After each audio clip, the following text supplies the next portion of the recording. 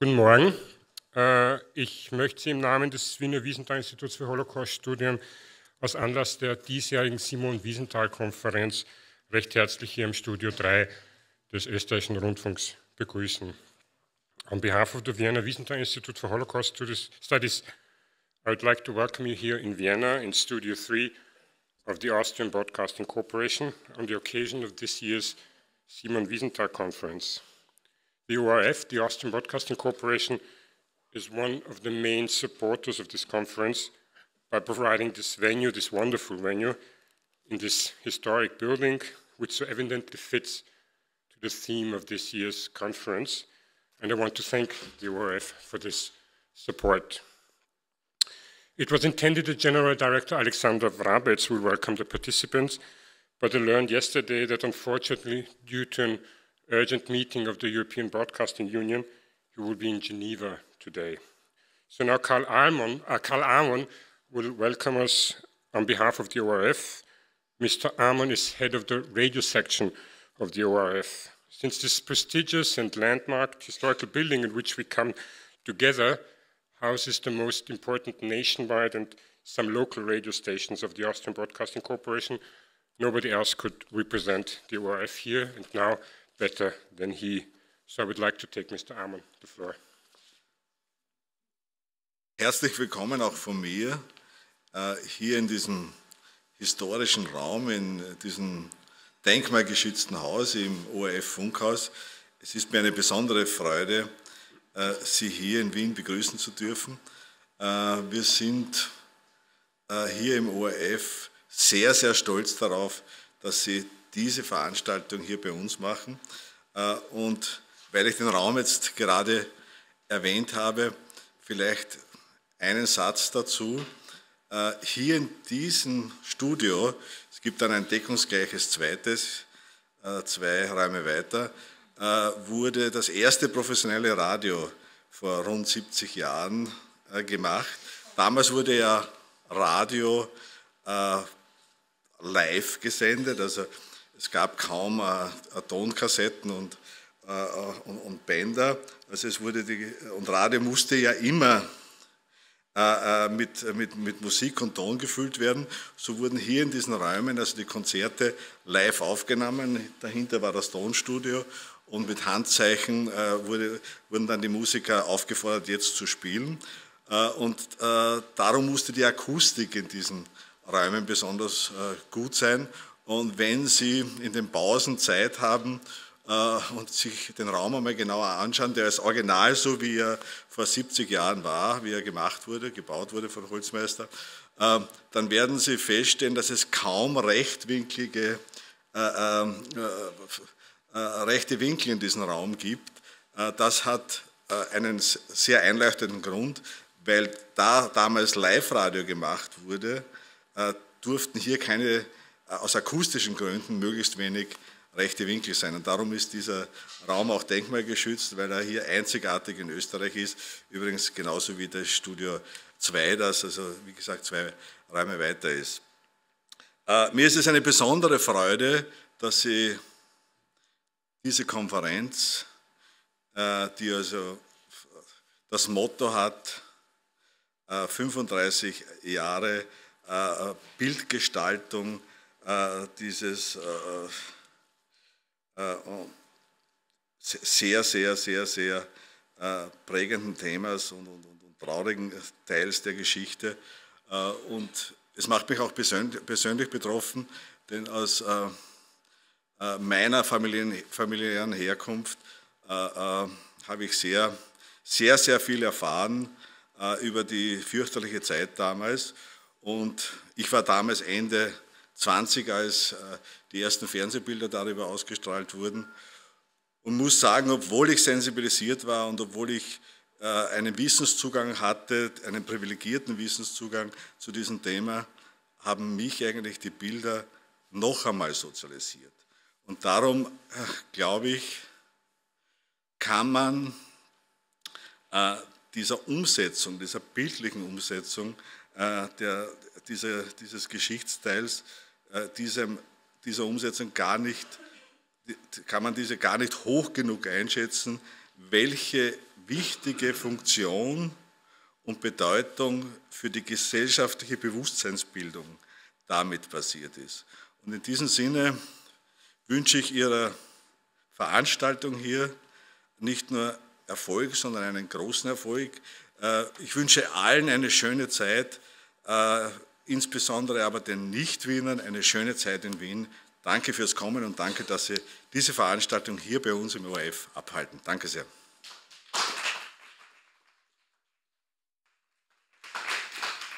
Ja, ich möchte mich auch noch einmal ganz herzlich für diese großzügige Unterstützung mit der Zurverfügungstellung dieses Studios bedanken. You heard so much about the historic landmark building. We have a little information on the history of this building in your conference folder, where we kind of tried to compile the history of this building so we learn about it. So you always hear why it's important, and there you have a reasoning on it. According to the printed program, Mr. Georg Graf of the Executive Board of the Wiesenthal Institute should now take the floor.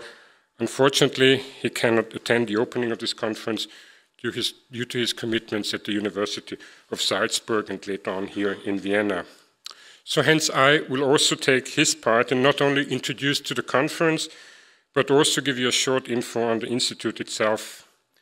The Vienna Wiesenthal Institute for Holocaust Studies, the VWI, is a relatively young institute in the field of Holocaust studies, funded both by the city of Vienna and the Republic of Austria. VWI is not to be mixed up with the Simon Wiesenthal centers in New York, Los Angeles, or Jerusalem, which set themselves very different goals as we do. It was the idea of Simon Wiesenthal himself to establish this institute. He was particularly concerned to open up his personal archive, which had grown out of many years of investigating Nazi crimes, and which he wished to make accessible to academic research. He was clearly aware of the fact that his kind of activity, which was so important for serving justice to the victims of the Nazi mass murder and the Nazi mass murderers, must change, must serve new objectives and new goals. In his intention, therefore, his documents were to create the basis for further research with new and innovative questions in the context of a high-profile academic institute. He wanted the spirit of this work to be maintained at a time when both the perpetrators and the victims will have died, new research questions and challenges in the field of research and memorialization of the Shoah will come up. So together with Austrian researchers and international scientists, he got involved in designing and planning an international Shoah research center. But it was only after his death in September 2005 that finally an agreement on establishing the VWI between the funders, which is the City of Vienna and the Republic of Austria, research institutes in Vienna and in Austria, independent associations, and the Jewish community of Vienna was reached. And so finally in 2008, his aim that his, or better, his institute, should, in accordance with the spirit of his life's work, be dedicated to the research, documentation, and education on all issues related to anti-Semitism, the Holocaust, and racism, remaining open to new trends in the relevant research area fields, finally became true. Today, the Institute, becoming more and more visible in the international academic community, is active in three fields. The field of documentation centers around the archive and a well-equipped library here in Vienna. And on the basis of these collections, VWI conducts its research activities in the form of projects and publications. The fellowship program, now coming into its third academic year, is central to the research of the VWI.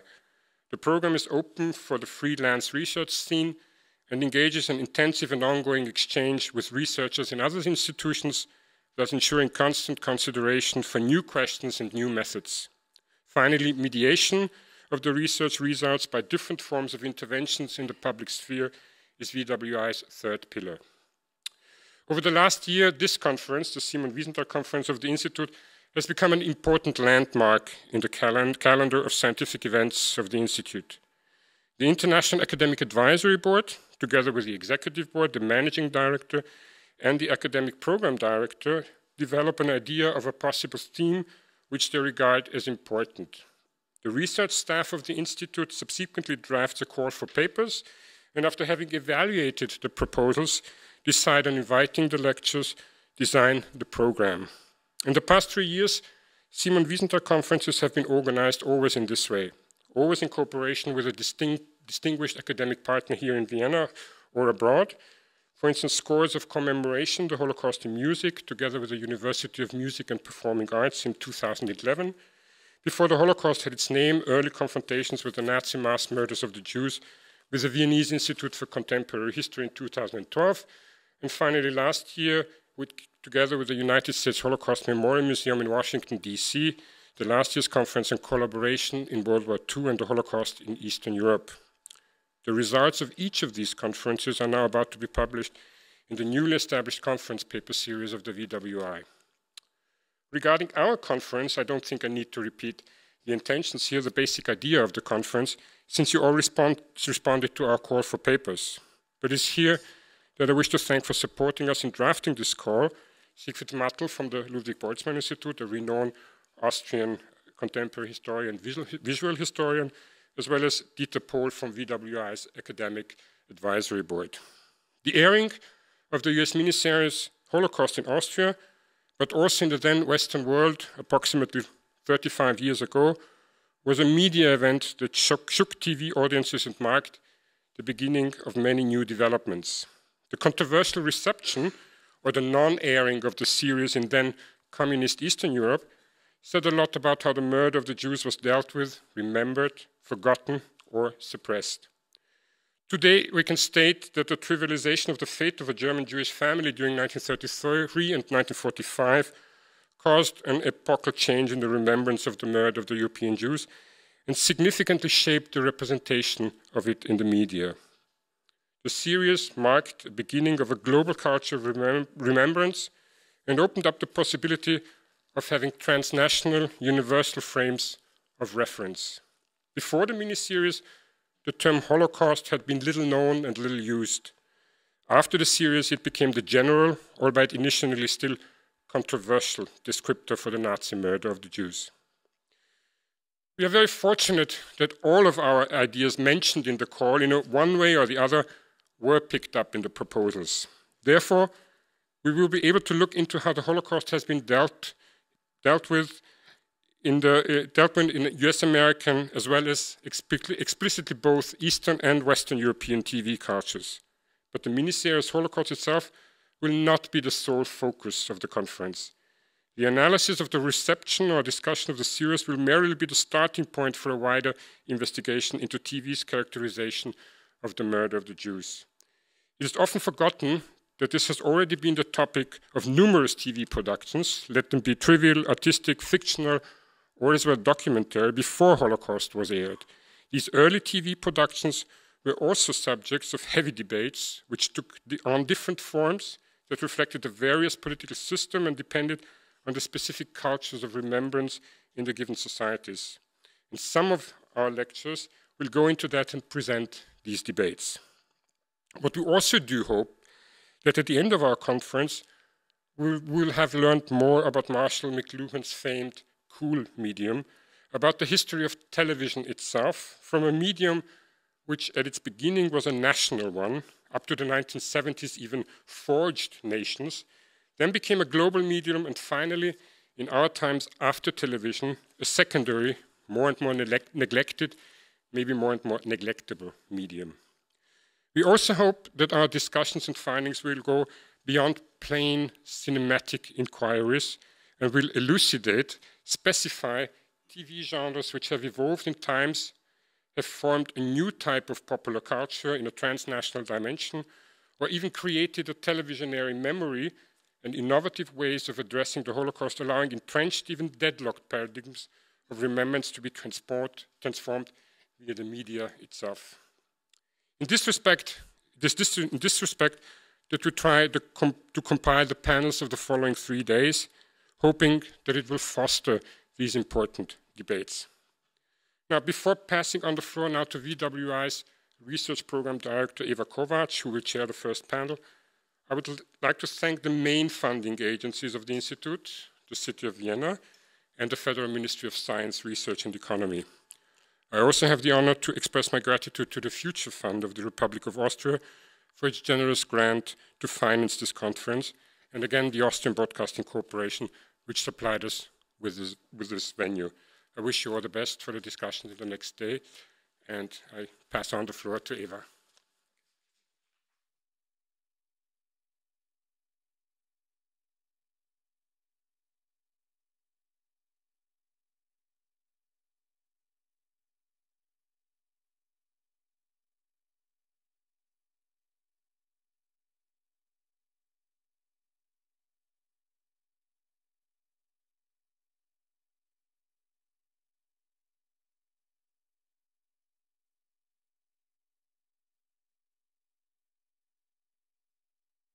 Thank you very much.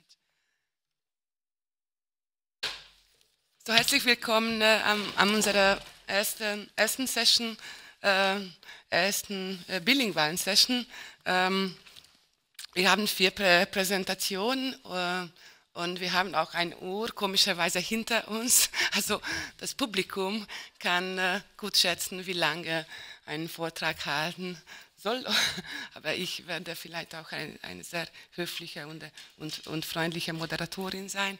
Also alle Vorträge müssen innerhalb 20 Minuten lang sein, aber außerdem können wir dann nach den Vorträgen, ich denke, alle Vorträge tief diskutieren. Erstens möchte ich Julia Schumacher vorstellen. Sie studierte Medienkultur und Philosophie an der Universität Hamburg und nach ihrem MA-Abschluss war sie bis 2012 als wissenschaftliche Mitarbeiterin und Lehrbeauftragte am Institut für Medien und Kommunikation derselben Hochschule tätig. Das Thema ihres Dissertationsprojekts ist Egon Monks Realismus und Intermedialität im Fernsehen, und wir werden auch so einen Vortrag sofort hören. 2012 wurde dieses durch ein Stipendium der interdisziplinären Graduate School Media and Communication, der sie seit 2011 angehört, sowie 2013 durch die Zeitstiftung Eberlin und Gerd Bucerius gefördert. Also die Floor ist.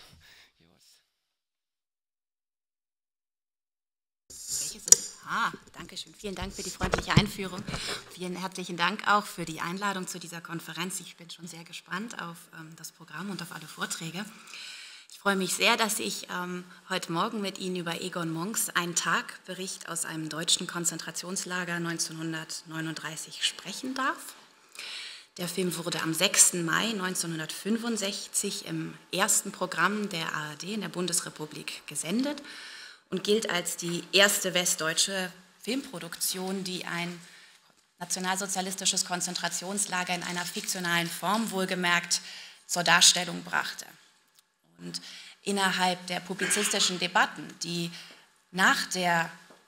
auf die Ausstrahlung der US-amerikanischen Miniserie Holocaust 1979 folgten, wurde dieser Film auch als Musterbeispiel einer zurückliegenden, einer gelungenen Auseinandersetzung angeführt, die mithin dem Anspruch auf eine authentische Perspektive aus dem eigenen Lande genügte. Und darauf wird nachher noch zurückzukommen sein. Im Schaffen seines Regisseurs wiederum hat dieser Film eine Sonderstellung, weil sich ja auch gleichsam musterbeispielhaft in seiner Ästhetik das politisch motivierte Realismuskonzept wiederfindet, das seiner Arbeit zugrunde lag. Vielleicht ein paar Worte zu Egon Monks. Er betrachtete das Fernsehen als ein Medium der gesellschaftlichen Aufklärung.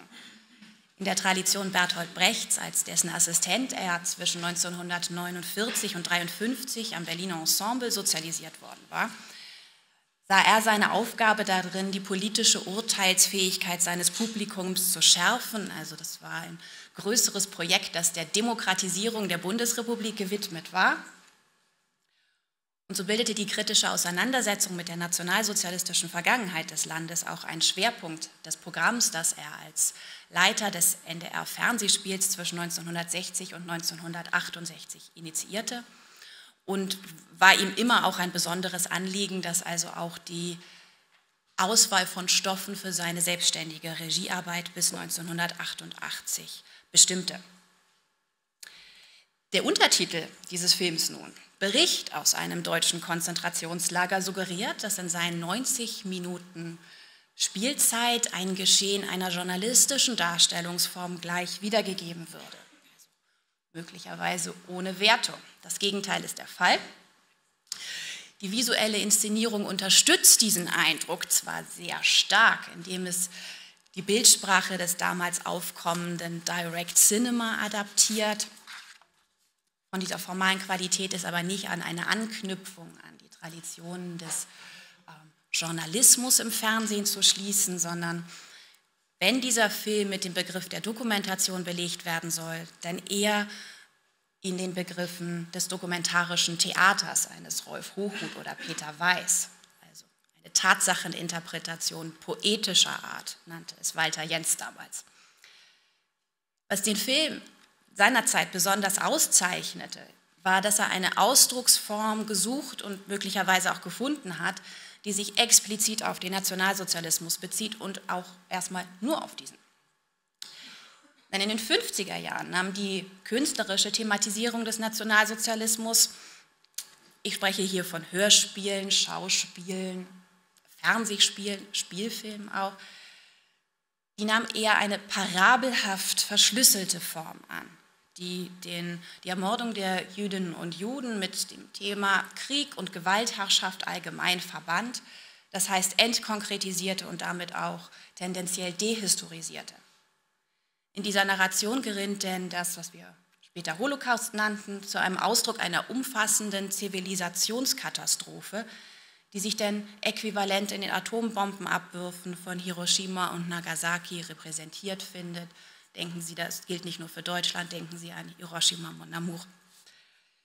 Ausgelöst durch das Verfahren gegen Adolf Eichmann in Jerusalem 1961 und den ersten der Frankfurter Auschwitz-Prozesse etablierte sich, so Mirjam Wenzel, dann ein neues, sinngebendes Muster für das öffentliche Sprechen, das sie als Gerichtsformation bezeichnet.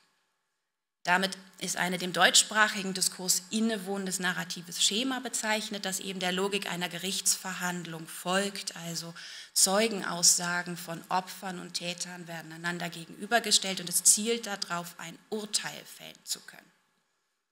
Peter Weiß' Ermittlung folgt erkennbar diesem Muster. Im Unterschied zu diesem inszeniert Ein Tag allerdings keine Dokumente und verzichtet auch auf explizite Analogien zu einer Gerichtsverhandlung, aber gehört dennoch in dieses Umfeld. Das Drehbuch basiert im Wesentlichen auf den Beschreibungen des Co-Autors Gunther Arlüs, der von 1941 bis 1945 im KZ Sachsenhausen sowie dessen Außenlager Liberose wegen sogenanntem literarischem Hochverrat inhaftiert war.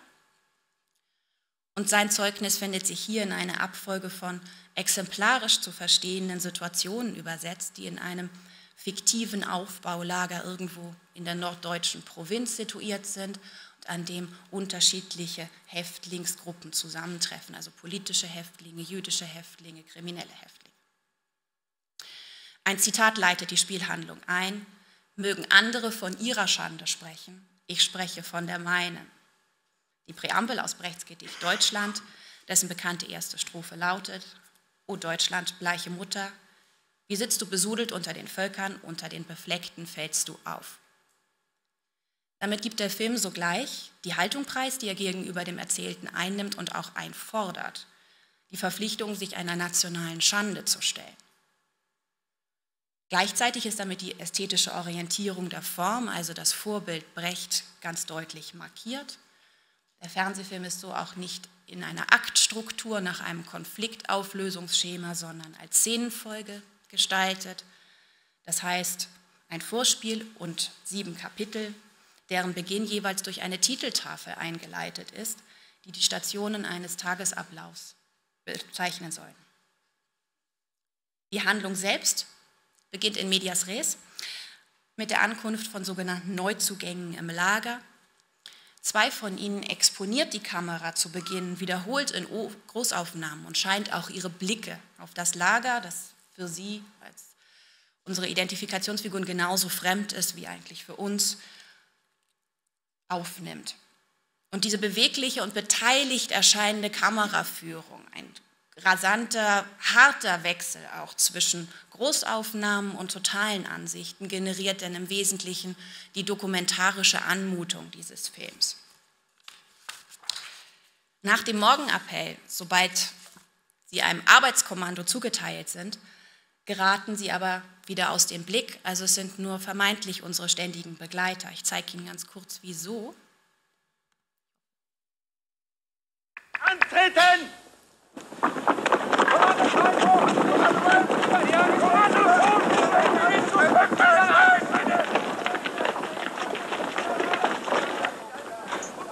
Raus mit euch, ihr Arschlöcher! Tempo, Tempo! Wir werden abgebrannt! Alle ein bisschen! Los, los! Beeilung, ihr Gelamte! Jetzt können wir rein, wir müssen aussteigen, Zeit. Wirklich nur ganz kurz.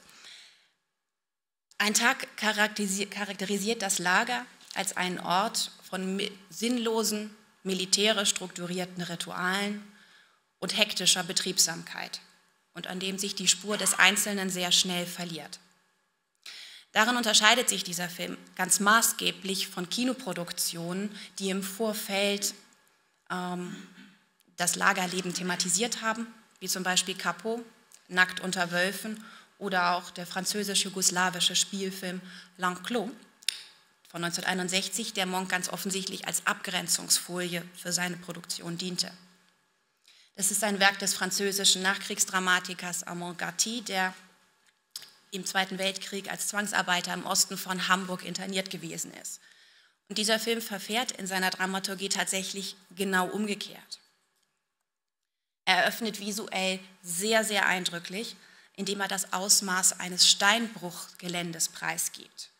Einer langen Reihe erklimmen Häftlinge in Holzpantinen den Anstieg aus der Grube, bodennahe Einstellung, lassen keine individuellen Unterschiede, sondern immer wieder nur ein neues Paar Füße erkennen. Die Reihe scheint nicht abzureißen. Die anschließende dramatische Handlung, indes fokussiert sich dann auf zwei Häftlinge, einen deutschen Kommunisten und einen jüdischen Franzosen, die sich in der Nacht zusammen in dem titelgebenden Verschlag eingesperrt finden. Zwei SS-Offiziere haben eine Wette abgeschlossen, welcher von ihnen in der Nacht seinen Mithäftling erschlagen haben wird, um sein eigenes Leben zu retten. Die weigern sich übrigens, das zu tun.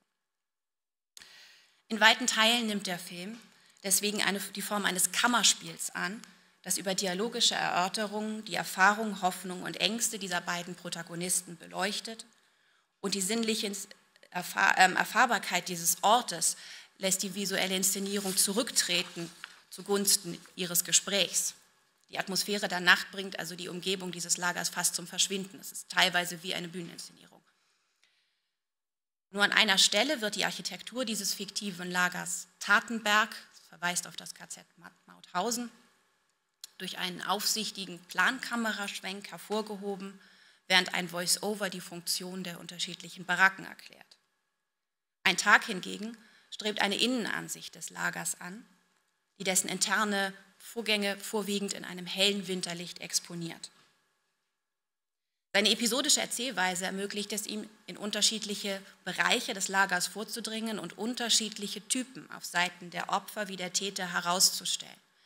Die einzelnen Episoden sind dabei genau so lang, dass wir die Situation erfassen können, aber zu kurz, als dass wir wirklich emotional involviert würden. Wir sollen das nicht beobachten, wir sollen diesen Figuren nicht unsere Herzen leihen, würde Brecht dazu sagen, sondern wir sollen die verbrecherischen Praktiken und die Strukturen erkennen. Dafür folgt die Anordnung der Episoden dem Prinzip des Kontrasts, also nur ein Beispiel. Auf eine Szene, in der der Lagerleiter mit ganz sanften, vorsichtigen Bewegungen eine Nassrasur bereitet wird, natürlich von einem Häftling, folgt denn eine Szene, in der den Neuzugängen mit sehr raschen, sehr routinierten Bewegungen die Haare geschoren werden. Die Spielhandlung findet sich zudem durch Montagesequenzen unterbrochen, die sich aus Found-Footage-Material der NS-Wochenschau zusammensetzen. Das dient dafür, um eine Verbindung zwischen dem Alltag des Lagers und dem öffentlichen Leben, beziehungsweise ja eigentlich mehr seiner öffentlichen Repräsentation herzustellen. Die Montage suggeriert, während die Leiche eines Erschossenen weggetragen wird, parliert Hitler mit dem diplomatischen Chor. Menschenmassen jubeln. Die Menschen im Lager müssen auf dem Appellplatz eine Grube ausheben. Obgleich diese Episoden also durch Kontinuität von Ort und Zeit verbunden sind, ist ihre Verbindung eher lose gestaltet und für ihr Verständnis nicht zwingend notwendig. Aus diesem Grund lässt sich der Fernsehfilm auch wie eine Brechtsche Gestentafel lesen, die das Ziel verfolgt, sozusagen das Wesen, den Gestus des Lagers herauszustellen, und zwar über den sozialen Gestus von Opfer- und Täterfiguren. Und unter diesen finden sich weder Helden, die sich unter unmöglichen Umständen moralisch bewähren könnten, wie beispielsweise Nackt unter Wölfen, noch wie in L'Enclos diabolisch, also zu diabolischen Schurken verdichtete Täterfiguren. Ebenso wie die Opfer sind diese Täterfiguren insgesamt sehr unterschiedlich gestaltet, also im Alter, in der Dialektfärbung ihrer Sprache, auch in ihrem Verhalten, also dem Engagement, das sie zeigen für ihre Arbeit. Und unter ihnen sticht einer hervor, der als Knochenbrecher titulierte Rapportführer, sehen Sie hier links, der sichtlich Befriedigung daran zu empfinden scheint, die Gefangenen zu quälen und auch zu töten. Und dann gibt es die mittlerweile, damals nicht kanonisch bekannte Szene, in der er denn beim Mittagessen auf einmal sich ganz sanft und besorgt gibt um seine Familie, die sich bei jeder Versetzung immer umgewöhnen muss.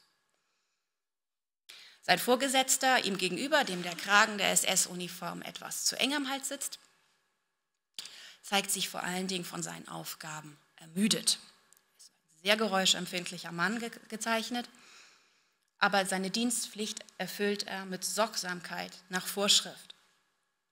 Bis er sich mit dem nahenden Krieg neuen, größeren Aufgaben zu stellen gedenkt, erklärt er, diktiert er weiter ungerührt Geschäftsbriefe, etwa an die Firma Topf und Söhne, also jenem Betrieb, der unter anderem für den Bau der Krematorien in Auschwitz-Birkenau verantwortlich war, um diesen kostenlos die Arbeitskraft der Häftlinge aus dem Lager zuzusichern.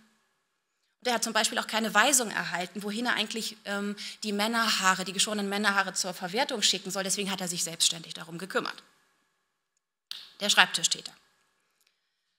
Thomas Köbner interpretiert dieses Porträt als ein Echo auf Hannah Arendts Thesen, die sie als Reaktion auf das Verfahren gegen Eichmann in Jerusalem formuliert hatte und die 1964 in der Bundesrepublik in der deutschen Übersetzung erschien. Ich möchte diesen Rekurs etwas weiter bemühen, aber zugleich etwas anders akzentuiert wissen. Ich teile den Eindruck, dass Monk mit seinem Film gewissermaßen diese Thesen bebildern wollte.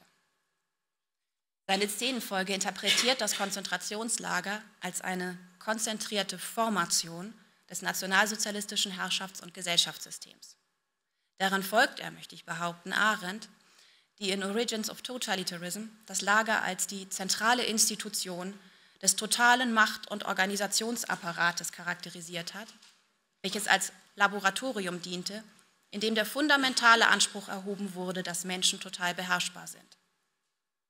Und dass Hannah Arendt das Verweilen beim Grauen als unerlässlich für die Erkenntnis totaler Herrschaft bestimmt hat, erklärt für mich zum einen die gewählte ästhetische Form, also auch diese Unmittelbarkeitsästhetik, die der Film anstrebt, und profiliert das wirkungsästhetische Ziel. Die Erkenntnis politischer Zusammenhänge und die Mobilisierung politischer Leidenschaften, worin Arendt zufolge allein der Sinn eines Verweilens beim Grauen liegen kann. Mit quälender Aufmerksamkeit schildert so auch der Film die Praktiken, die zur Beherrschung und der Vernichtung der Gefangenen angewendet werden, die sie sich auch gegenseitig zufügen. Eine besonders prägnante Episode ist dabei diejenige, die als Tod des Anwalts Katz betitelt ist, die schildert, was dem alles vorausgeht, bevor dieser Mensch, er ist der sogenannte Judenälteste im Lager, ermordet wird. Die Grube, die die Häftlinge am Vormittag ausgehoben haben, muss auf Befehl des Lagerleiters am Nachmittag wieder zugeschüttet werden. Die gebrechlichen jüdischen Häftlinge, die am Morgen dafür abkommandiert worden waren, müssen nun die Erde plan treten und dabei und Judah den Tod singen. Katz muss diesen Chor sogar noch dirigieren. Als einer aus der Gruppe der Kapus den Blockführer daran erinnert, dass wiederum der Rapportführer am Morgen gefordert hat, Katz solle den Tag nicht überleben, lässt der Blockführer ihn zu sich rufen. Ich zeige Ihnen eine gekürzte Fassung, denn eigentlich ist diese ganze Episode 8 Minuten lang. Ups, das wollte ich ja nun gar nicht.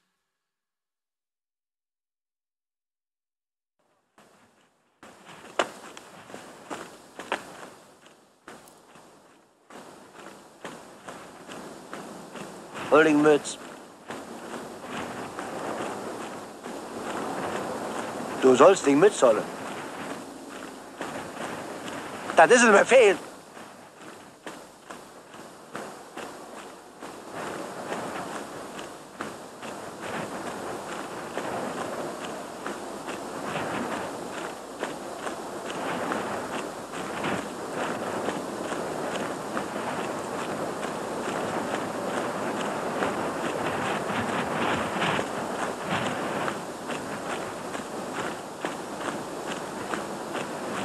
Musik!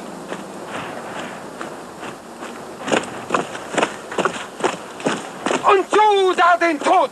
Und du da den Tod! Und du da den Tod! Und du da den Tod! Und du da den Tod! Und du da den Tod! Und du da den Tod! Und du da den Tod! Und du da den Tod! Und du da den Tod! Und du da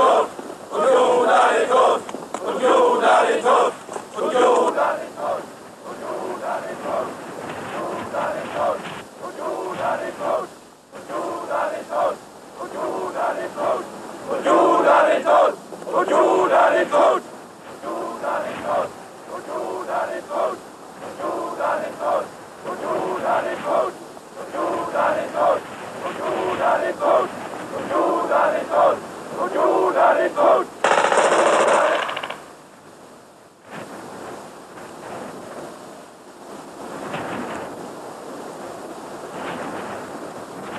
Abschalten! Auf der Grundlage von Arendt ist es konsequent, dass Monk für seinen Film ein Aufbaulager im Jahr 1939 zum Gegenstand seiner Darstellung wählte, weil sich hieran vorführen lässt, wie die Häftlinge selbst gezwungen werden, das Lager zu errichten und wie der Vernichtung die Ermordung der moralischen Person vorausgeht. Das Thema des Films ist damit aber nicht der Holocaust, sondern die Bedingungen der Möglichkeit dieses Massenmordes.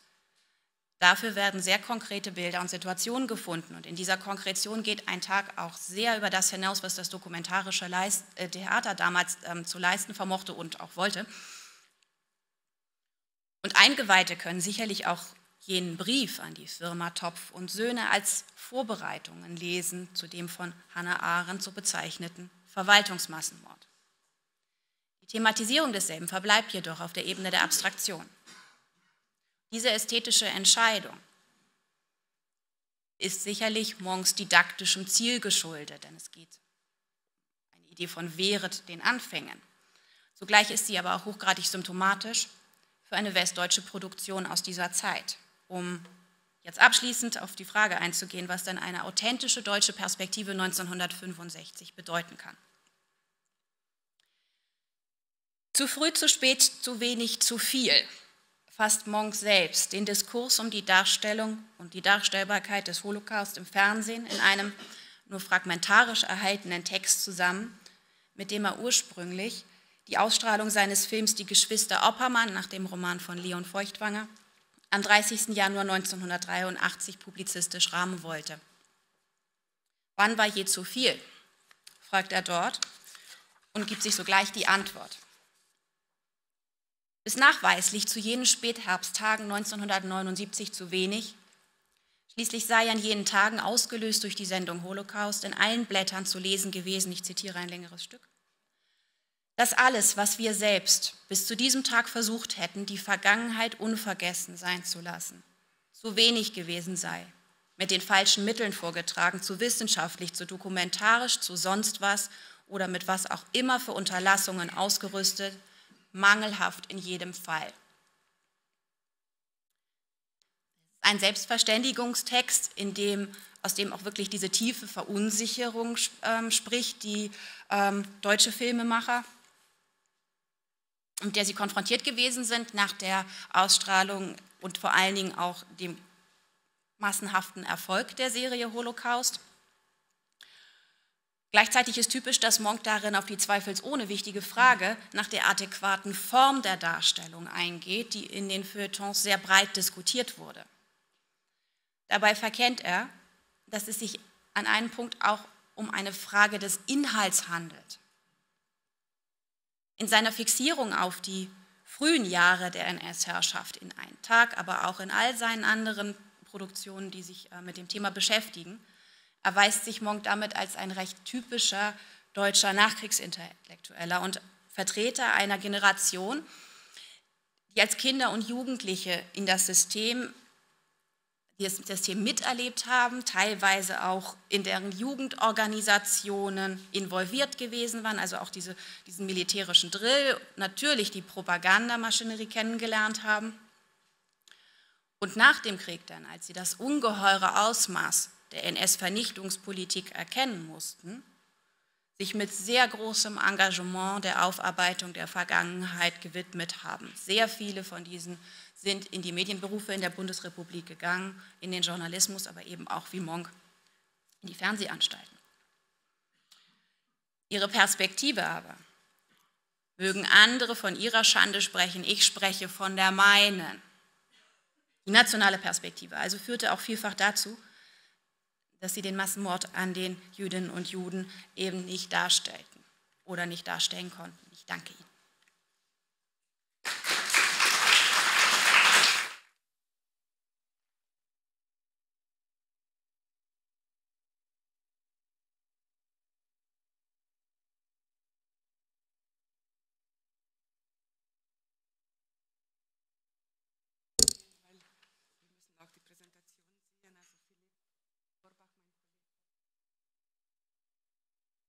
Now we switch in English, and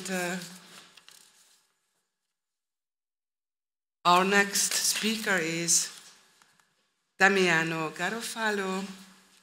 He is a PhD student in modern history at the University of Padova with a thesis on early Italian television and its popular audiences. He is also teaching assistant in the Department of History, Culture and Religions at the Sapienza, University of Rome.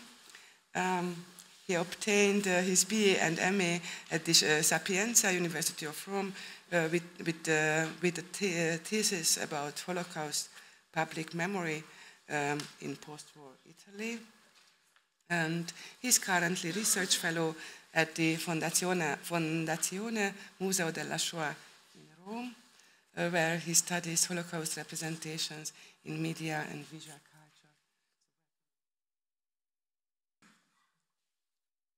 Thank you very much for accepting my proposal and also for this opportunity. I would like to start saying something about Liliana Cavani, who is well known as the director of the controversial Holocaust film The Night Porter of 1974, defined by Primo Levi as nice and false representation. Yes, after the issuing of Susan Sontag's famous article, Fascinating Fascism, which was published in the New York Review of Books in 1975, The Night Porter becomes a cult film, and according to the criticism, the film inspires the birth of the new cinematographical genre of Nazi exploitation. In order to trace Cavani's interest on the Holocaust theme, we have to come back to the early 1960s, when the young director starts working for the National Broadcasting Television, RAI. On the 24th of November 1961, a documentary called Hitler in Power was broadcast in Italy. It took place within the historical series The Years of Europe and was created by the young director Liliana Cavani. With this documentary, the channel began the television series The History of the Third Reich, a series that would take place in 4 parts and would last a total of 4 hours. Over its course, the history of the Third Reich reconstructs the historical events that brought all of Europe under Nazi dominion. This series represents the first time during the as yet short history of Italian television when the theme of the Holocaust is confronted in a critical fashion, and most importantly, the first time original images of the Nazi concentration camps were shown to the public. The same director would follow this performance 2 years later with 2 more documentaries, The Day of Peace of 1965 and Woman in the Resistance of 1965. This paper will examine the specifics of the way the Holocaust and concentration camps were presented through the lens of these 3 films. In the 10 years following the beginning of Reich's television transmissions in 1954, references to Nazism, the deportation of Jews, and their extermination appear on only a couple of scant occasions. Even then, the coverage was inadequate. Beyond the constant confusion between political deportations and the victims of racist extermination program, this televised production also lacked a conscious acknowledgement of Italian responsibility in the extermination of 7,500 Italian Jews of a total of 8,500 Jews deported. During these 10 years, these shortcomings created a glossed-over myth of bad German and good Italian, which ignored individual private memories and never permitted a critical reflection on the past. Also, through the interpretation of the televised news, Italy seemed impotent before the ascent of Nazism. Fascism itself is portrayed as a sort of grotesque regime which affirms itself against the will of the Italian people. In this context of half silences and political rhetoric, Liliana Cavani began to work with RAI, tasked with the job of producing documentaries for television based on an enormous quantity of material from the Luce Institute and from other sources in the USA, England, France, and also Germany. As Cavani remembers, television was a university for the study of contemporary history. With so much material at her disposition, Liliana Cavani proposed the production of a series of 4 documentaries on Nazi Germany under the title The History of the Third Reich. The first installment was broadcast in November 1961 on the 2nd channel, which had only begun transmitting about 20 days earlier. And this documentary, called Hitler in Power, the first part, traced the ascent of Hitler and his arrival at the head of the German state. During this documentary, there is no particular reference to the Holocaust except a brief annotation on the anti-Semitic propaganda of the Nazi Party, which are displayed with these traditional images.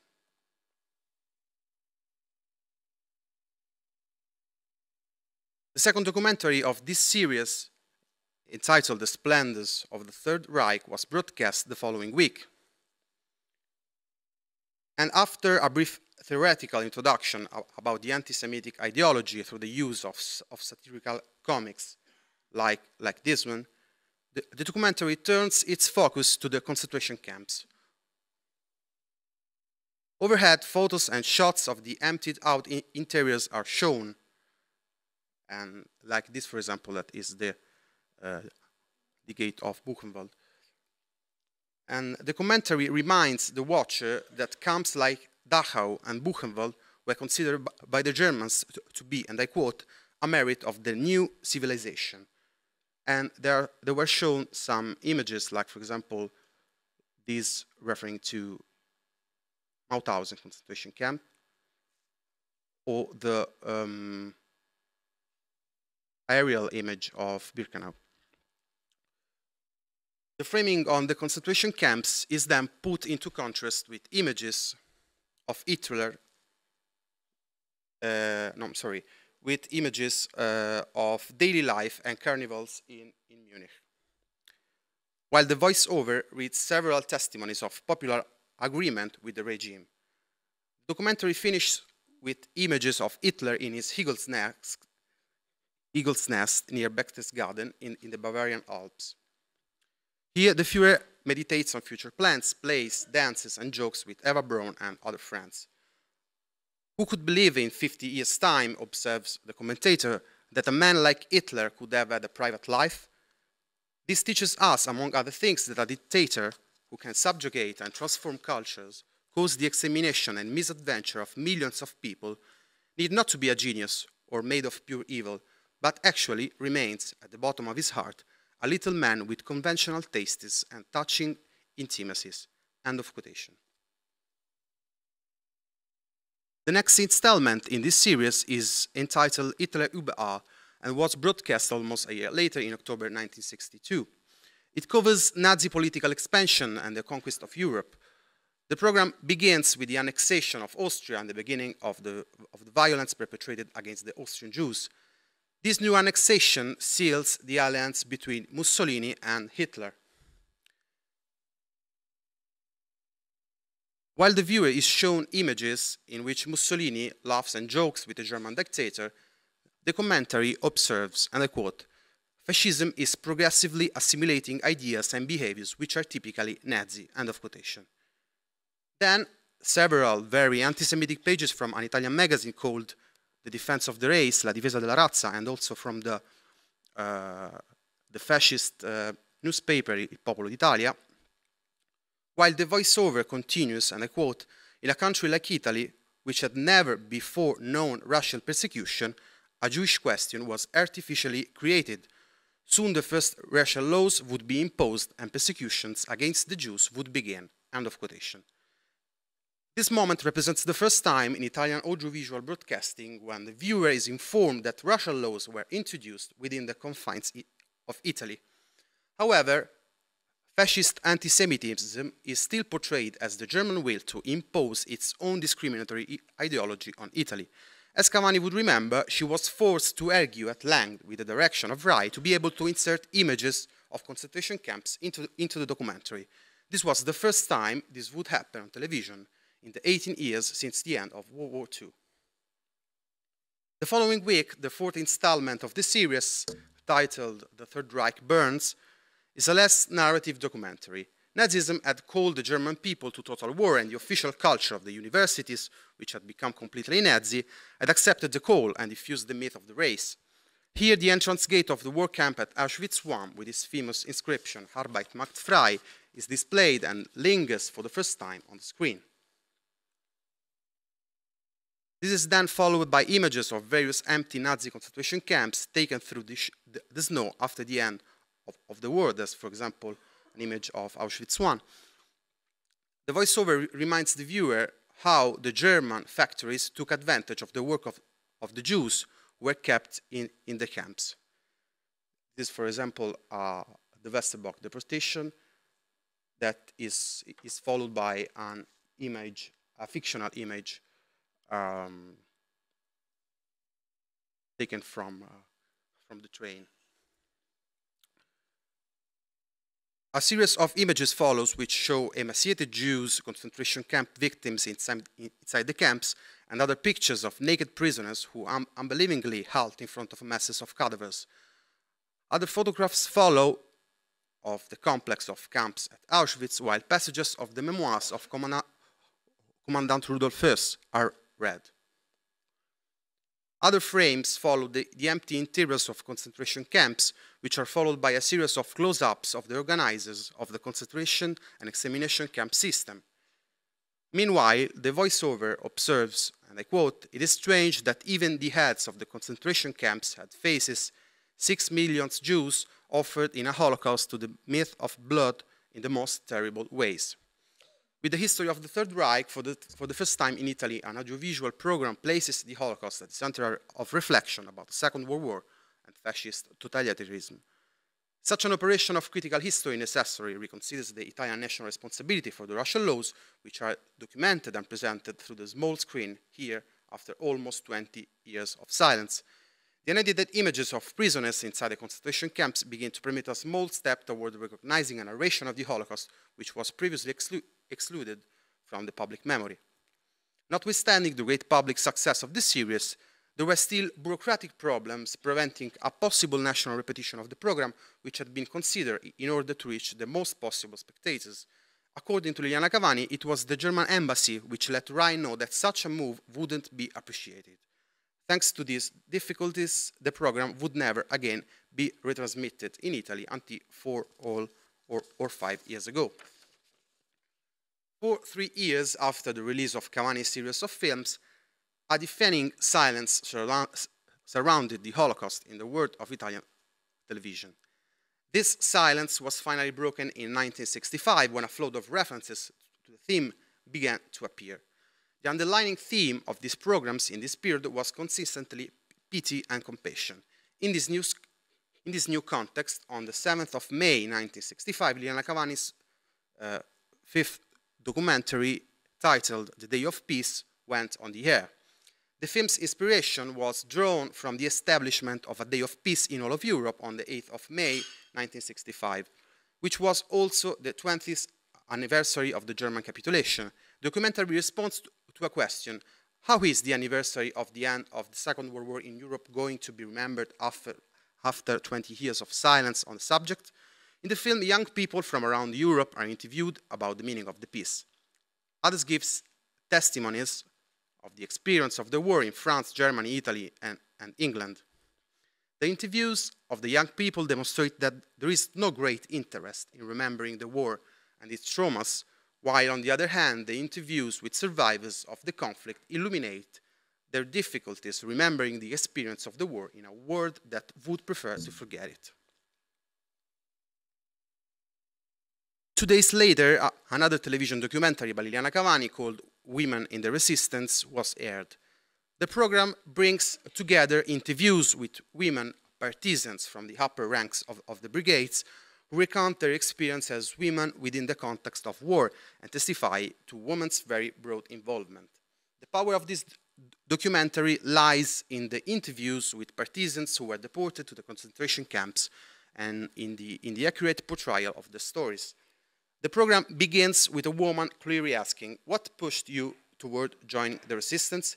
As the ex-partisans explains, after fascism had shown its true colors through the Russian laws, she was moved to make a choice of conscience to take up arms as the only possible opposition to the regime. However, as the Russian laws were established years before the first armed actions of the resistance in 1938, it's very probable that this justification was established ex post. In the first part of the documentary, there is a reference to the testimony of a woman who clearly remembers, and I quote, "Germans and fascists together fired upon unarmed citizens." Finish of quotation. This is the first time on television that voice was given to a testimony that points the finger of responsibility at Italians for the persecution of political dissidents and for the Russian laws against the Jews. Shortly thereafter, the narration switches to describing the lives of the prisoners of the concentration camps by using the voices of the women who were interned there. Here, for the first time, the story of the hierarchy inside the camps is narrated. There are testimonies, for example, of how some prisoners gained power and influence over the other prisoners through Nazi officials by providing them with sexual favors. There was also a difference in treatment amongst the women concentration camp victims for the Italians. The mistrust of the Italian prisoners, evidently, came from an evaluation of Italian shared responsibility for total war. From time to time, in this documentary, images of Nazi concentration camps are also displayed. Another decisive question which is posed to the interviews is, can it be that 20 years have really passed? The responses are all similar. Is it right to try to remember at all costs in a world which is neither willing nor ready to listen? On returning from the concentration camps, the prisoners feel themselves cut out of time. They want to remember in a world which has every intention of forgetting. And I quote, "The body bears the signs of the violence, but we lived in a world which was no longer ours," one woman recounts. The necessity to reintegrate themselves in society forced these women to not retell the stories of their traumas. Over time, this created the illusion that nothing had actually happened. The interviews in this documentary are directed at the examination of the human sensations and the emotions which are bound to the tragic memory of the concentration camps. This documentary is not then a classic chronological reconstruction of facts. When an event like this is examined, it is not enough to display it. It is necessary to interrogate the events from inside. This documentary, however, still seems far from making the distinction between political prisoners and those who were deported for racial reasons.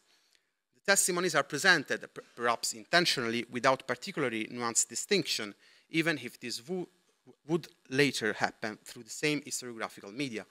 In any case, the important meaning of this documentary was that it took up the elaborate discourse of individuals, again after the historiography of the 1950s had glossed over these private memories in favor of an official shared memory.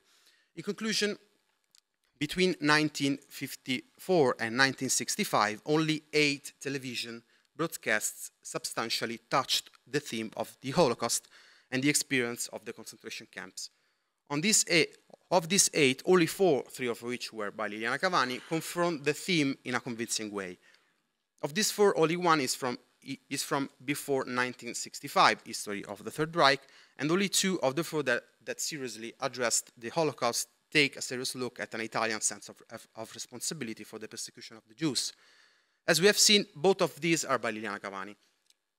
The same tendency in general can also be seen in the wider audiovisual media, which incorporate cinema and historical documentaries for the movie theaters. It seems legitimate then to believe that this generalized representation of the Holocaust influenced the creation of a collective imagining of the Holocaust which omits any reference to the rational opinions of the fascists and which also avoids any attempt of a national elaboration of this trauma. Taking different departure points and various motivation, the national narration of the Holocaust is rooted in forced removal from the Italian collective memory of any national anti-Semitic sentiment, regardless of how widely diffused it was under the fascist regime. After the silence of this immediate post-war period, from the middle of the 1960s forward, a new era of media attention for the Holocaust and the concentration camps begins in Italy. In this new period, a river of private memories brings about the era of the witness, in which a new public memory of the Holocaust begins to emerge.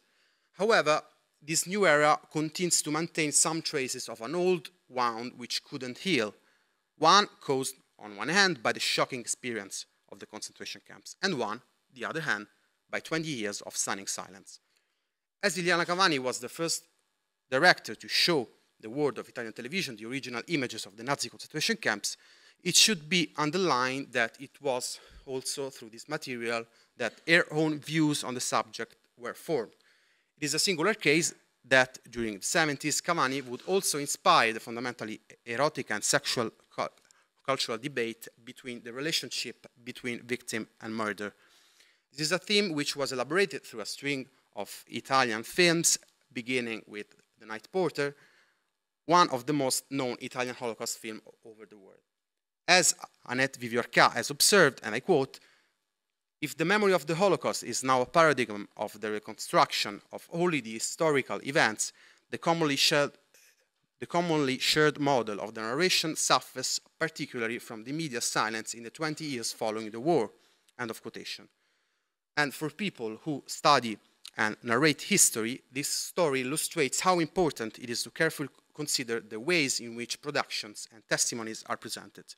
And these things play an important role in the evolution through time of televised history and collective memory. Thank you.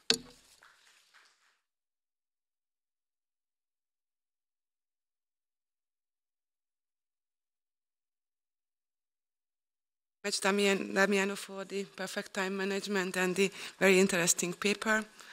Let me introduce the third speaker, Julia Schumacher. Sie studierte Medien, Kultur und Philosophie. Entschuldigung, wenn man 2 Julia in einem Panel hat, macht man manchmal Fehler. Es tut mir leid. Judith Keilbach möchte ich vorstellen und auf Englisch. So, she is Assistant Professor of Television Studies in the Media and Cultural Studies Department of Utrecht University. She received her PhD in Film Studies from the Freie Universität Berlin. She is the author of Geschichtsbilder und Zeitzeugen. And in spring 2013, she was a visiting scholar at the University of Southern California, Los Angeles. And currently, she has a research fellowship of the Netherlands Institute for Advanced Study in the Humanities and Social Sciences. So, sorry. Not a problem at all. Morning. Thank you for the introduction, and of course also for inviting me to this exciting conference. There's a shadow, which is strange. So I'm talking about the Eichmann trial. The Eichmann trial is regarded as a landmark in public awareness of the Holocaust. On the one hand, the trial was a lesson in history, since it provided historical insight into the processes that led to the systematic extermination of European Jews. The Holocaust was for the first time conceptualized as a distinct chapter in history, which means it was distinguished from the larger narrative of the Second World War or the Third Reich, and at the same time linked to pedagogical goals. On the other hand, the trial marked the advent of the witness, and we've heard about that already, as historian Annette Vivioka states. Placing the testimonies of Holocaust survivors at center stage, the trial freed the victims to speak and gave weight to their stories and experiences. The personal accounts changed the narration and public perception of the Holocaust significantly. This public awareness of the Holocaust can be attributed not least to the continuous media coverage of the trial, whose hearing took place over 19 weeks, from April 11 to August 14, 1961. During this period, reports about the proceedings in Jerusalem could be found in different media. They were published in newspapers and magazines and broadcast on radio and on television, despite the fact that in 1961, television did not yet exist in Israel. And I will come back to this in a minute. In view of the media coverage, it can be argued that the Eichmann trial was a media event avant les lettres. More than 500 journalists were accredited. There are more journalists here right now than anywhere else in the world. An Israeli police officer commented this large number during the first days of the trial, more even than there were at the UN when Khrushchev gave his speech. The press office of the Israeli government set up a press center in the court building to provide the journalists with workspace and telecommunications services. And it granted Capital Cities, a small independent US-American television company, the exclusive rights to produce television images of the trial. And this, of course, resembles much today's media events, so the setup and exclusive rights and all these things. So there's much to say about a particular media constellation that facilitated the television coverage of the trial.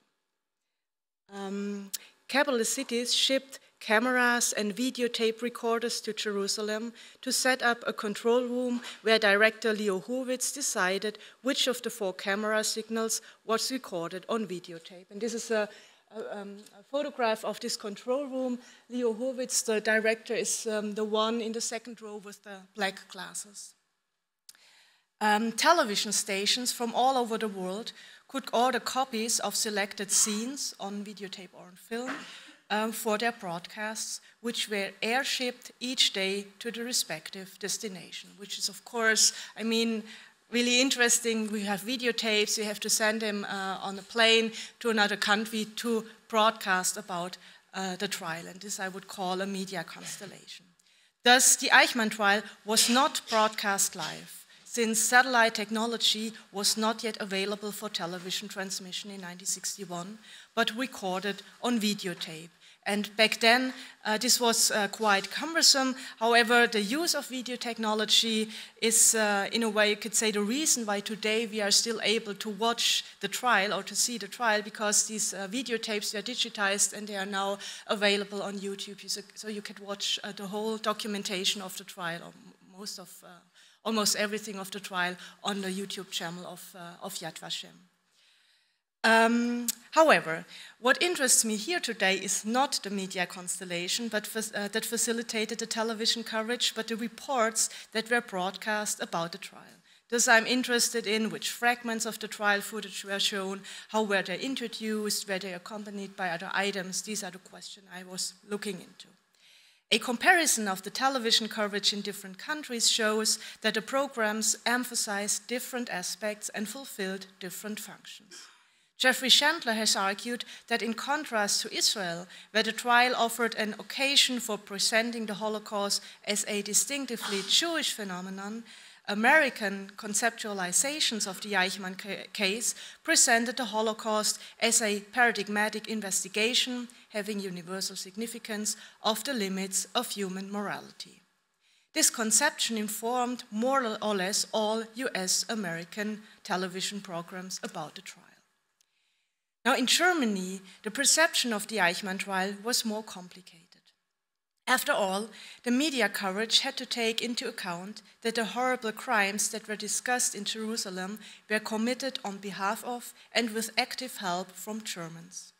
Reporting about the trial was particularly intricate since the Federal Republic, or West Germany, and the German Democratic Republic, or East Germany, dealt very differently with their National Socialist past. Both Germanies saw the denazification of its society, with members of the Nazi Party being legally prosecuted and punished based on their involvement during the Third Reich. Moreover, East Germany reorganized its society to prevent that fascists would ever come to power again. Following the communist definition, fascism was understood as outgrowth of capitalism. The GDR thus deprived the bourgeoisie of its property and replaced the former ruling elite with political, uncompromised individuals to rid itself of the Nazi ideology. In West Germany, by contrast, many detainees who were convicted by the Allied military courts were released early, not the least because their know-how was needed to build up a democratic state with a functioning administration. Consequently, individuals with National Socialist background returned to public offices or the commercial sector, following up their career before 1945. At the same time, the West German government acknowledged responsibility for the Holocaust by signing a reparation agreement with Israel. East Germany, by contrast, pursued an anti-Israeli policy and considered the reorganization of its society to make good for the crimes. It also warned of the FRG's re-Nazification, meaning that former Nazis hold the high positions again, and cautioned against its rearmament, arguing that weapons in the hand of former Nazis would pose a serious threat to the world. These different concepts and policies informed the television coverage of the Eichmann trial in East and West Germany. What's more, the reports were not only in line with the political concepts, they also disputed the other side's way of dealing with the past, assuring the righteousness of its own position. Altogether, however, the conflict between East and West Germany was part of a much bigger tension between Western and the Eastern Bloc, and the fact that the Eichmann trial was framed, you could say, by major events of the Cold War is telling. One day after the trial opened, Gagarin orbited Earth, and one day before the hearings ended, the Berlin Wall was built. Now, so much for the historical context, or part of the historical context. So now, what about the television coverage of the Eichmann trial in East and West Germany? West German television reported extensively about the trial. Except for news items, talk shows, and documentaries about Adolf Eichmann, West German television broadcast twice a week special reports called Eine Epoche vor Gericht. Roughly translated, that would mean an era on trial. the Norddeutsche Rundfunk had sent 2 journalists to Jerusalem who covered the whole trial. For the all-in-all 36 programs, Peter Schier-Grybowski and Joachim Besser selected fragments from the capital city's footage, commented on the proceedings, and even produced additional items to complement the trial reporting. In the beginning of the trial, when the attorneys debated at length about the jurisdiction of the court, which means that for television you could say nothing interesting happened, Eine Epoche vor Gericht reported how the trial was perceived in Israel. People on the street and in the studio reflected on the private and social meanings of the trial. During these conversations, the two journalists also tried to explore Israel's image of Germany, or West Germany, I have to say, and of the Germans. Has your opinion of Germany changed due to the trial, they ask, for example, or do you feel inhibited when you meet Germans? And I want to show a short excerpt or clip from one of these conversations, which is introduced conversation with 3 students from Israel, and they are of course supposed to represent the opinion of Israel's young generation. So this is the excerpt, and part of it is translated into English, so I hope you get... Oh, I shouldn't use QuickTime, right? No.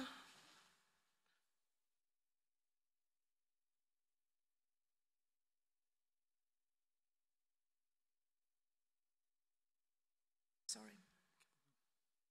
Okay. Is there a sound? May I repeat my question to you in English?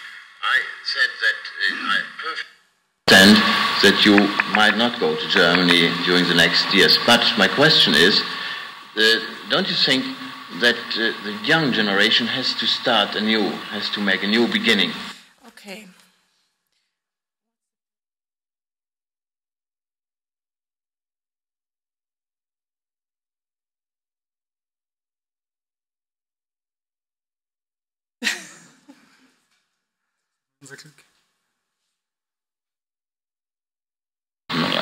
May I repeat my question to you in English?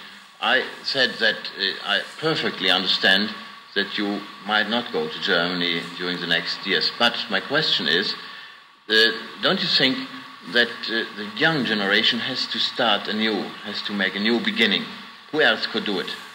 That's true, but then for me personally...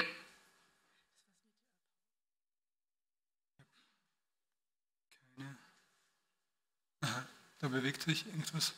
Here it comes. Um Gottes Willen. Problematik ist. Okay, wir müssen das.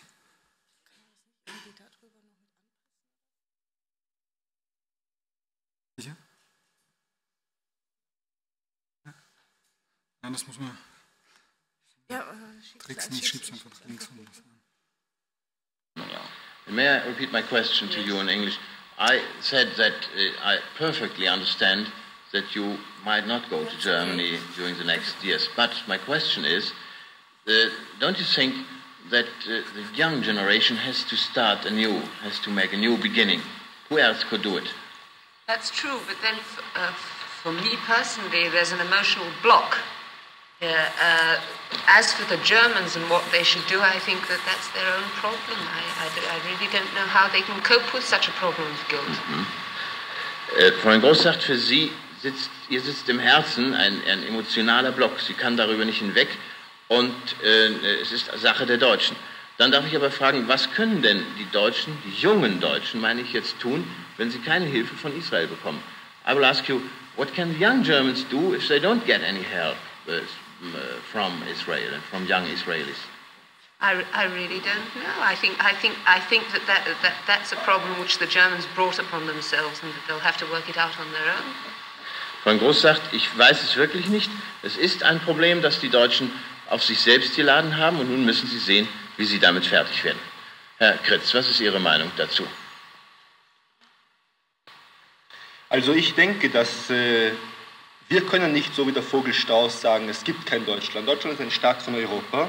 Wir müssen mit ihm aufnehmen Beziehungen wie mit jedem anderen Staat. Und dann darf ich Ihnen meine letzte Frage stellen.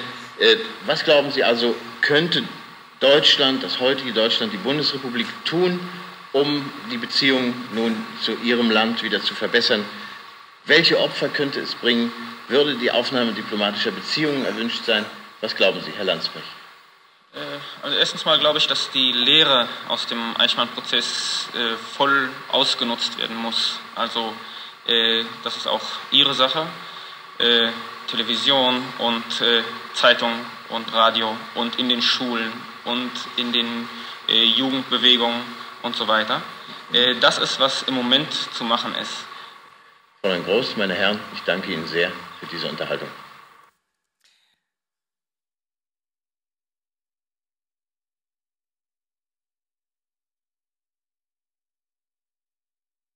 Okay.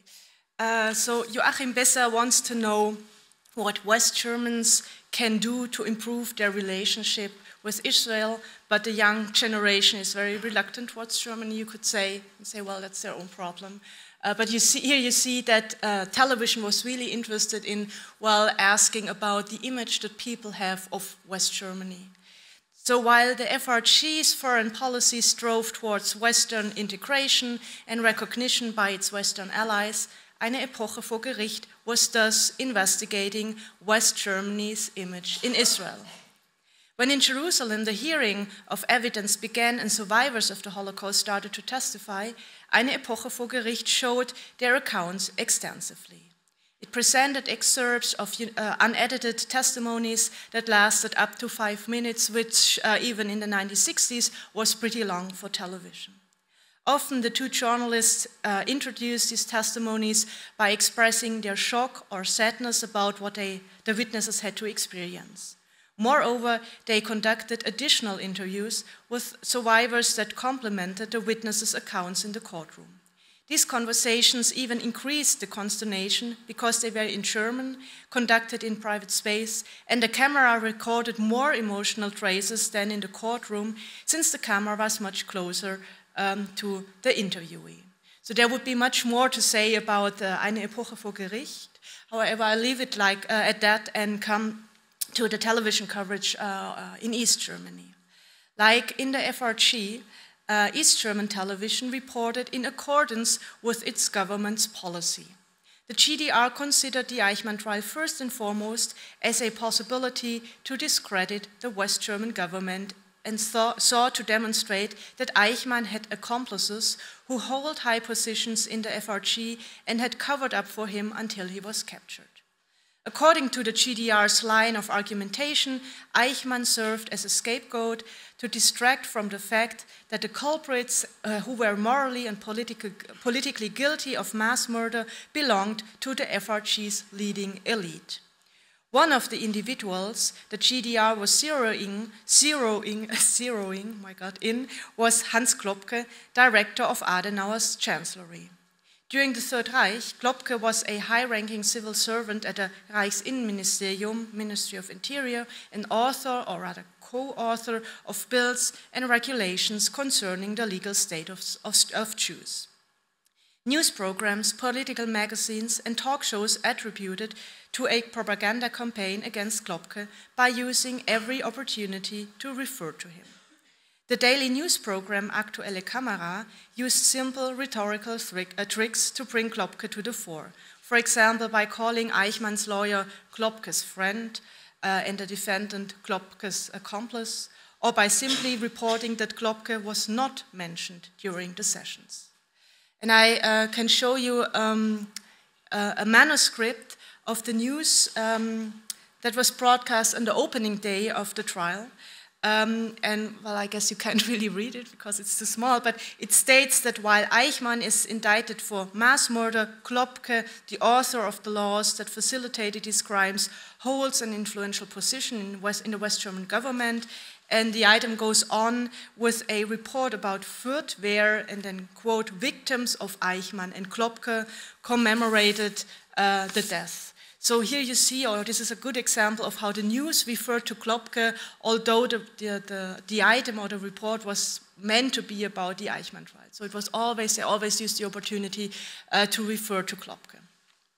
Focusing on the accusation of the FRG, East German television mentioned the testimonies of witnesses only sporadically, which is of course in contrast to West German television that showed them at length.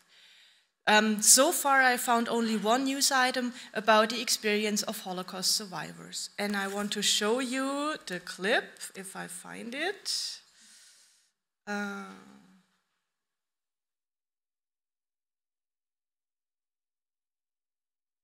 Bilder des Grauens entstehen vor den Augen der Zuhörer im Saale des Jerusalemer Sondergerichts, während ein Zeuge nach dem anderen die Untaten Eichmanns und seiner Komplizen schildert. Schluchzen ertönt aus den gichtrielenden Sitzreihen im Gerichtssaal.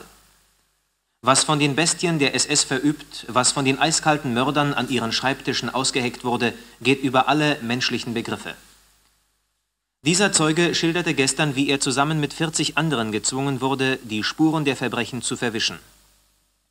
Als einziger blieb Eichmann ungerührt, als der Zeuge darlegte, wie er Berge von Leichen verbrennen musste. Wenn 2000 Leichen aufgetürmt waren, war es manchmal schwierig, das Feuer am Brennen zu halten, sagte er. Manche lebten noch auf dem Scheiterhaufen. Heute berichtete ein Zeuge über die Begegnung mit einer Frau und ihrem 3-jährigen Mädchen im zerstörten Ghetto von Wilna. Sie hatten sich in einer Höhle 11 Monate verborgen gehalten. Ich weiß nicht, wie sie überlebten. Als ich sie traf, sagte das Mädchen, darf ich jetzt weinen, Mutter? 11 Monate lang hatte die Mutter dem Kind täglich gesagt, es dürfe nicht weinen. Jetzt sah das Kind die Mutter weinen und fragte sie. Die Journalisten aus aller Welt, die zum Eichmann-Prozess nach Jerusalem gekommen sind, stellen seit Wochen die Frage nach den Hintermännern und Komplizen Eichmanns. Auf einer Pressekonferenz legte der DDR-Jurist Professor Dr. Kaul der Öffentlichkeit Informationen und Dokumente vor, die in unserer Republik über die Verbrechen Eichmanns, seiner Komplizen und Auftraggeber gesammelt worden sind. Und wenn auch viele westdeutsche Zeitungen heute offensichtlich auf Anweisung Bonns die Bedeutung dieser Pressekonferenz herabzumindern suchen, die Kenntnis über die finstere Vergangenheit der Eichmänner in der Bundesrepublik, der Globke, Förtsch und Konsorten ist nicht zu unterdrücken. Okay, so it's slow. So as you could see, the testimonies are summarized, so we don't have the original voice, which diminishes their effective power significantly, despite their horrific content. In view of the East German trial coverage in general, I suspect that the news included these testimonies at all to add more authority to the Jerusalem visit of East German lawyer Friedrich Kaul. And as mentioned before, reports about the Eichmann trial always involve accusations against the FRG. So we see something about the Eichmann trial, but the item is followed by the press conference that accuses explicitly Globke, for example. So there is no Eichmann trial without mentioning Globke, you could say. While the East German television coverage of the Eichmann trial was in accordance with its government's policy, West German programs were more critical. In many programs during the 1960s, television challenged the way how the FRG was dealing with its National Socialist past. And I think we've heard already one presentation by Julia who mentioned that.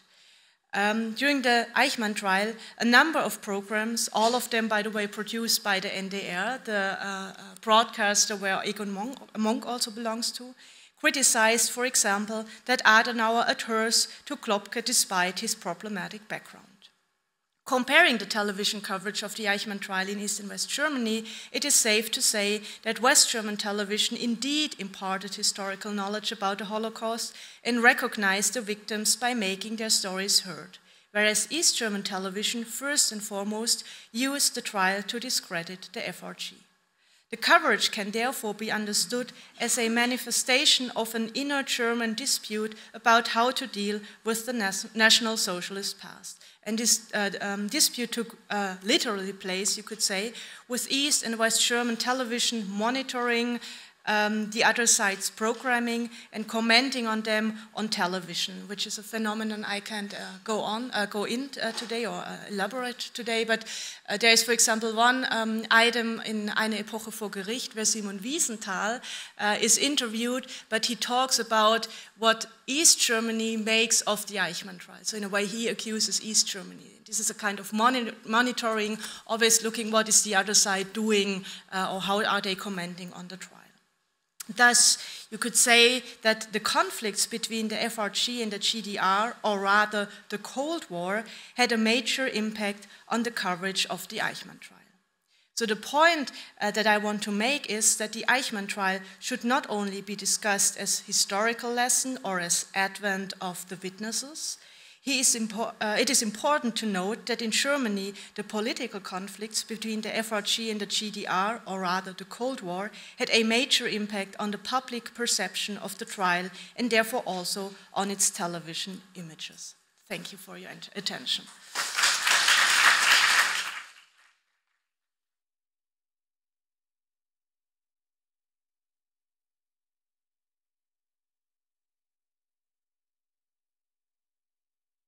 Thank you very much for the very, very inspirative paper. And last but not least, let me introduce Zsófia. Zsófia is a writer, critic and scholar, associate professor at the Department of American Studies at Utrecht University in Budapest. She regularly publishes essays, studies, literature and art criticism, and has created contemporary and visual art exhibitions, not only in Hungary but also abroad.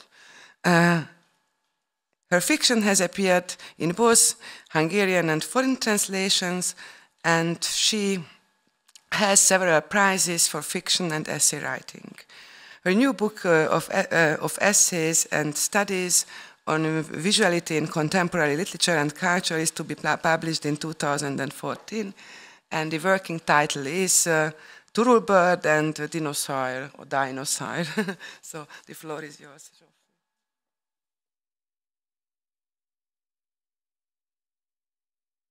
For the kind introduction.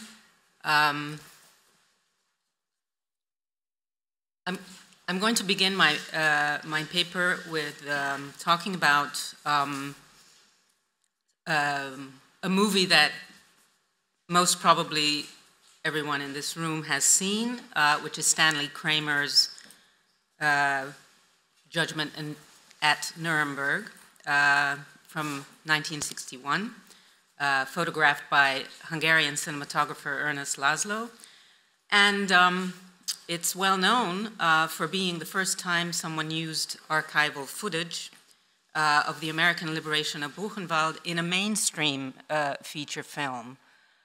So not in documentaries, but mainstream feature films, meant for wide circulation, obviously, it being a Hollywood production, and which eventually became an icon in film history.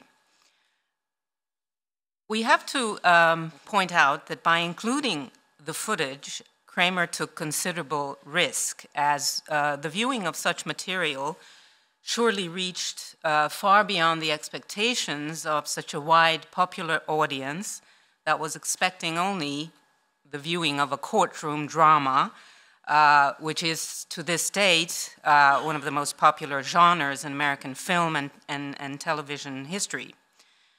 Now, the launching of the movie was also carefully scheduled because the date of the launching, which was December 19, 1961, in Berlin, was only 4 days after Eichmann had been sentenced to death in Jerusalem. And thus Kramer's film was able to profit from the huge PR wave and the worldwide excitement caused by the trial, by the televised trial world over. Moreover, it also made it easier for the public to make a connection between the not-so-distant past and the present. Now, in the movie, The famous scene that contains the archival footage is a diegetic one.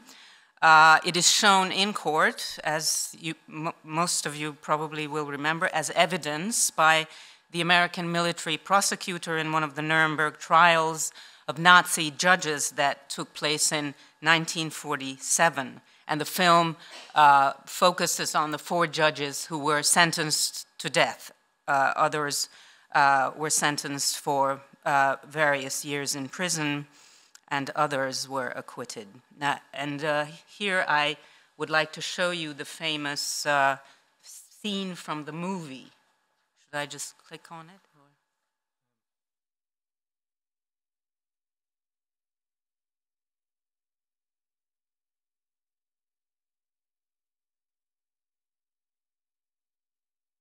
Out to sea were taken. Yes, I was.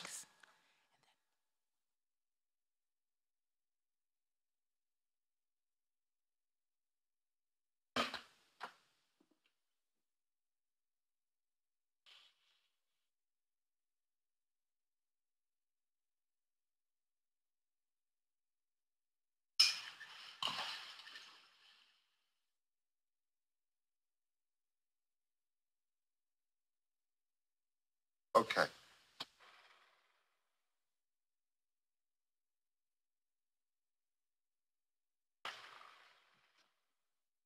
The map shows the number of and location of concentration camps under the Third Reich. Buchenwald concentration camp was founded in 1933. Its inmates numbered about 80,000.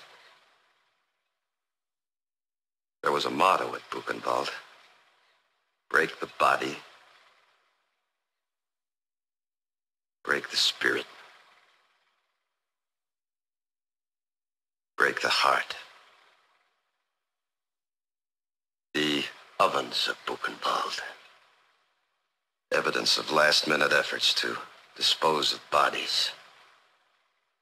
The stoves were manufactured by a well-known company which also specialized in baking ovens. The name of the firm is clearly inscribed. An exhibit of byproducts of Buchenwald, displayed for the local townspeople by an Allied officer. Brushes of every description, shoes, adults and children, spectacles, gold from teeth melted down, sent once a month to the medical department of the Waffen-SS. A lampshade made from human skin. Skin being used for paintings,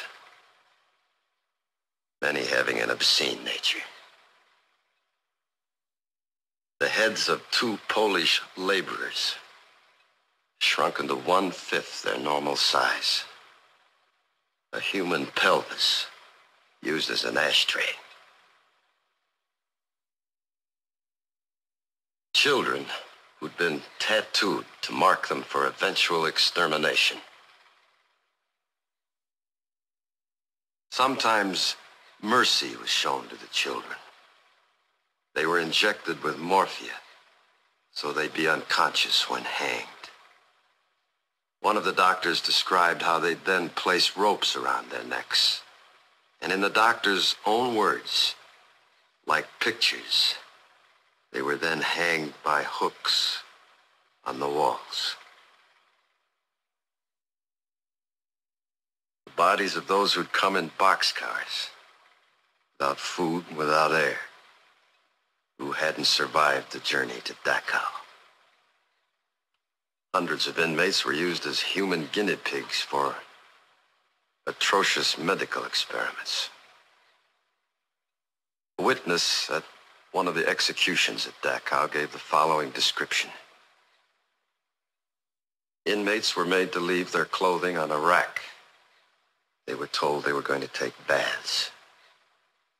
Then the doors were locked. Tins of Cyclone B were released through the specially constructed apertures.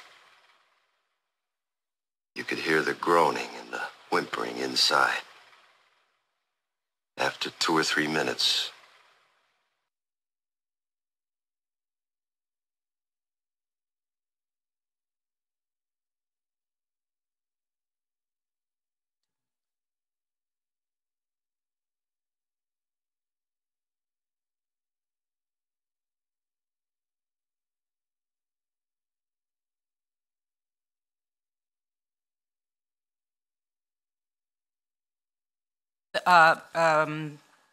This film, like I said, premiered in Berlin in 1961, December 19th, and as you may imagine, it was, even though, as you all remember, there were stellar performances in the film, including Spencer Tracy's and Maximilian Schell and Marlene Dietrich and so on, it was very ambiguously received, and Abby Mann, who was the adapter of the screenplay that he himself had written, and that's what I'm going to talk about, had to sort of flee the movie theater because of the outraged relatives of judges who were sentenced, who were there in the audience.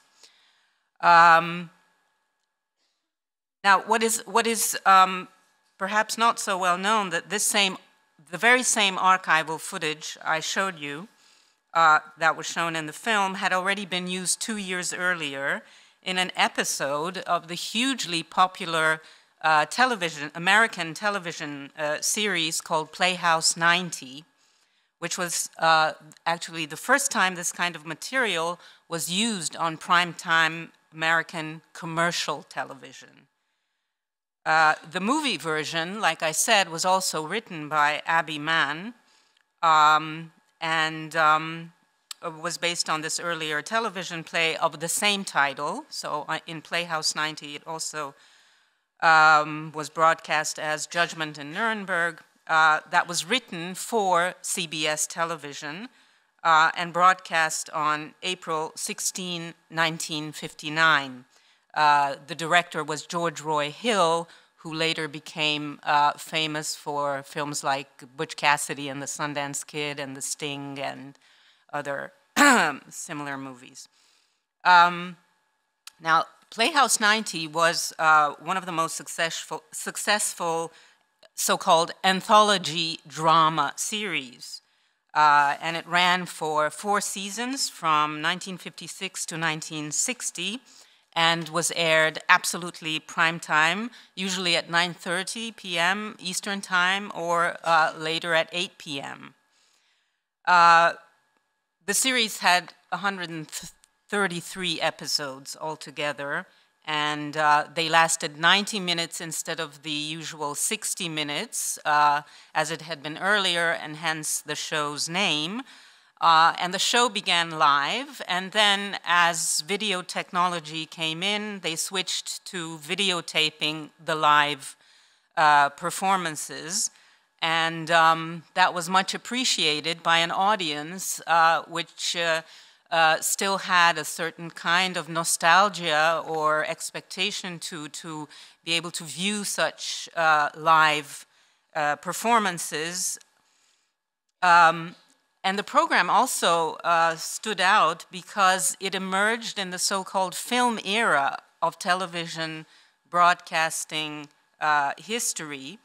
And by 1956, most of television production had moved from the East Coast to the West Coast, and from live performances to film series. So in that sense, Playhouse 90 really stood out of this process and went, in a sense, against the grain. And like I said, its reputation benefited from the growing nostalgia that people had for such shows. Now, although Kramer's version, screen version, was nominated for 11 Academy Awards, including Maximilian Schell's fantastic performance as counsel for the defense, Hans Rolfe, but he was also the first actor to receive the Oscar for a role that he had already played on TV, because on the TV show it's also Schell who had played this role, and Kramer wanted to have him back for the film version. And I have to add, as an interesting footnote to the context, he was also the first German-speaking actor to win the Oscar for Best Actor since 1929, which is also the year of the first Oscar ceremony, when Emil Jannings received the very first Oscar. Now, the TV episode itself never received any awards, as authorities very much wanted to draw attention away from it. I will talk about that later. And Abbie Mann himself says so in an interview. Even though the show itself didn't receive awards, this specific episode, but the show in 1959 did receive an Emmy Award for Best Dramatic Series, 1 hour or longer, and in other years, a number of other awards for directing, adapting, and individual performances. Now, I will show you the introduction, because I want to show you the television context, the context of the programming of how Judgment at Nuremberg was shown on Playhouse 90. And so I will now show you the introduction to the 1959 episode of Judgment at Nuremberg, complete with toilet paper ads and archival footage of the actual executions. So now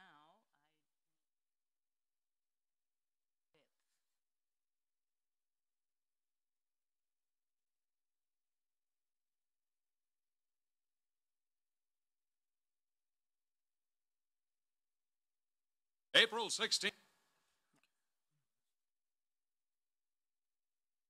April 16th, 1959. Live from Television City in Hollywood. Claude Rains, Paul Lucas, Maximilian Schell, Martin Milner, and guest star Melvyn Douglas. Starring tonight on Playhouse 90. Playhouse 90, brought to you by Camel, far and away the largest selling cigarette today. Rich in flavor, mild to smoke. Have a real cigarette. Have a Camel. And by Kimberly-Clark, world leader in quality products for home and industry. Among them wonderfully soft Delsey bathroom tissue and Kleenex tissues that pop up one at a time. And by Ansco, America's first manufacturer of quality products. For industry. For professional use. For everyone. If it's from Ansco, you know it's A+. On Playhouse 90, to introduce tonight's show, Telford Taylor, formerly Brigadier General and Chief Counsel for the prosecution at the Nuremberg War Crimes Trials. Good evening. Much of what we now know about Germany during the time of Adolf Hitler was first learned through the disclosures at the Nuremberg War Crimes Trials. The play you will see tonight draws on the record of one of these trials, in which the defendants were judges and judicial officials of the Nazi regime. The plot and characters are, of course, fictional. But this play recreates the atmosphere of the Nuremberg trials, the difficult legal and moral problems they involved, and the terrible events with which they were concerned. Judgment at Nuremberg is written by Abbie Mann, and the distinguished cast includes Claude Rains, Paul Lucas, Maximilian Schell, Martin Milner, and guest star Melvyn Douglas. And in just 1 minute, Judgment at Nuremberg. I cut a minute's toilet paper ad here. Hermann Goering, Reichsmarshal, charged with conspiracy, crimes against peace, war crimes, crimes against humanity. The verdict, guilty on all counts. Sentence, death by hanging. Rudolf Hess, Deputy Führer, verdict, guilty on 2 counts. Sentence, life imprisonment. Joachim von Ribbentrop, Verdict, guilty on all counts. Sentence, death by hanging. Nuremberg, Germany, October 1st, 1946. The conclusion of the trial of 22 top Nazis accused of war crimes. 12 were sentenced to death. 3 were acquitted. 7 received prison sentences ranging from 10 years to life, of whom 3, Rudolf Hess, Albert Speer, and Walter von Schirach, are still in prison. October 16th, 1946. And television. The sentences of death by hanging were carried out. Julius Streicher.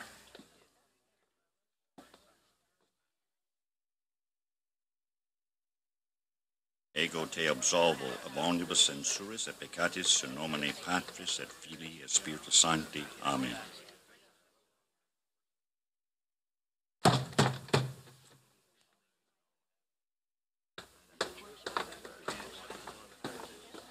Von Ribbentrop, Keitel, Kaltenbrunner, all except Hermann Goering, who cheated the hangman by taking his own life. The first of the Nuremberg trials was over. Still to come were 12 more trials of 177 diplomats, generals, SS officers, and other high Nazi officials, and of doctors, judges, directors of IG Farben, the leading German business and professional men whose cooperation was essential to the success of the Nazi conspiracy. Early in 1947, the Nuremberg trials were still in process.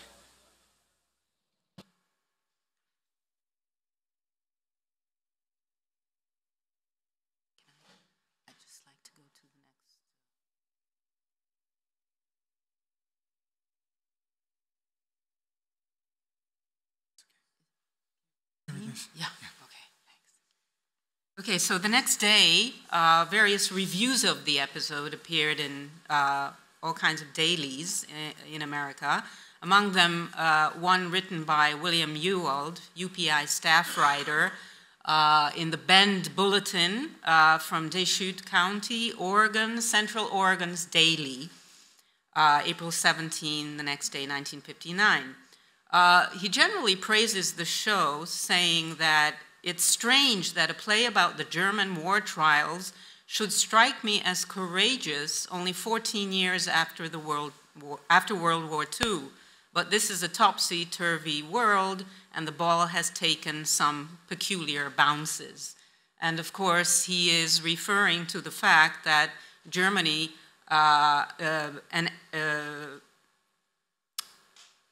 was of course not an ally in the war, but was an ally at the time the show was being broadcast in the Cold War, was an ally of the US, and therefore it was a very sensitive issue to focus on the responsibility of Germany.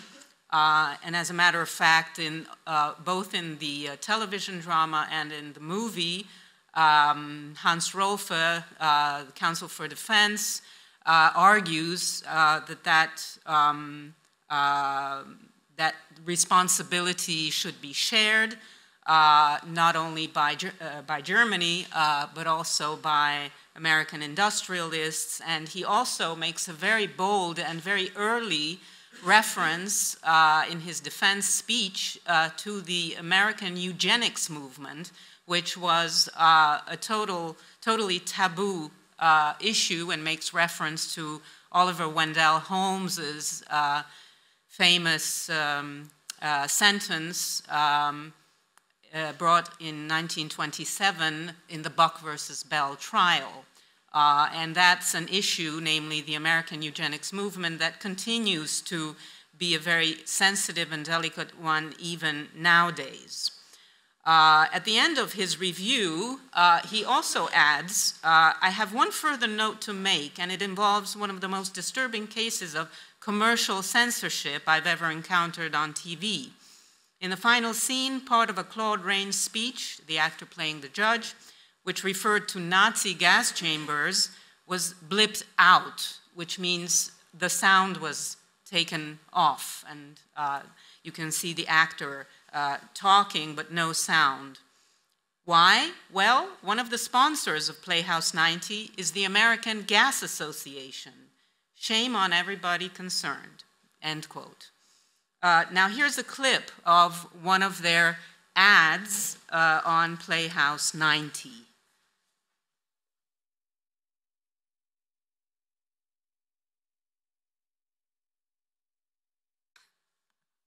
The death of Manolete. Today, more people than ever are heating water with gas. Because clean, dependable automatic gas heats water fastest at the lowest possible cost. With modern gas, you can use hot water all day and never run out.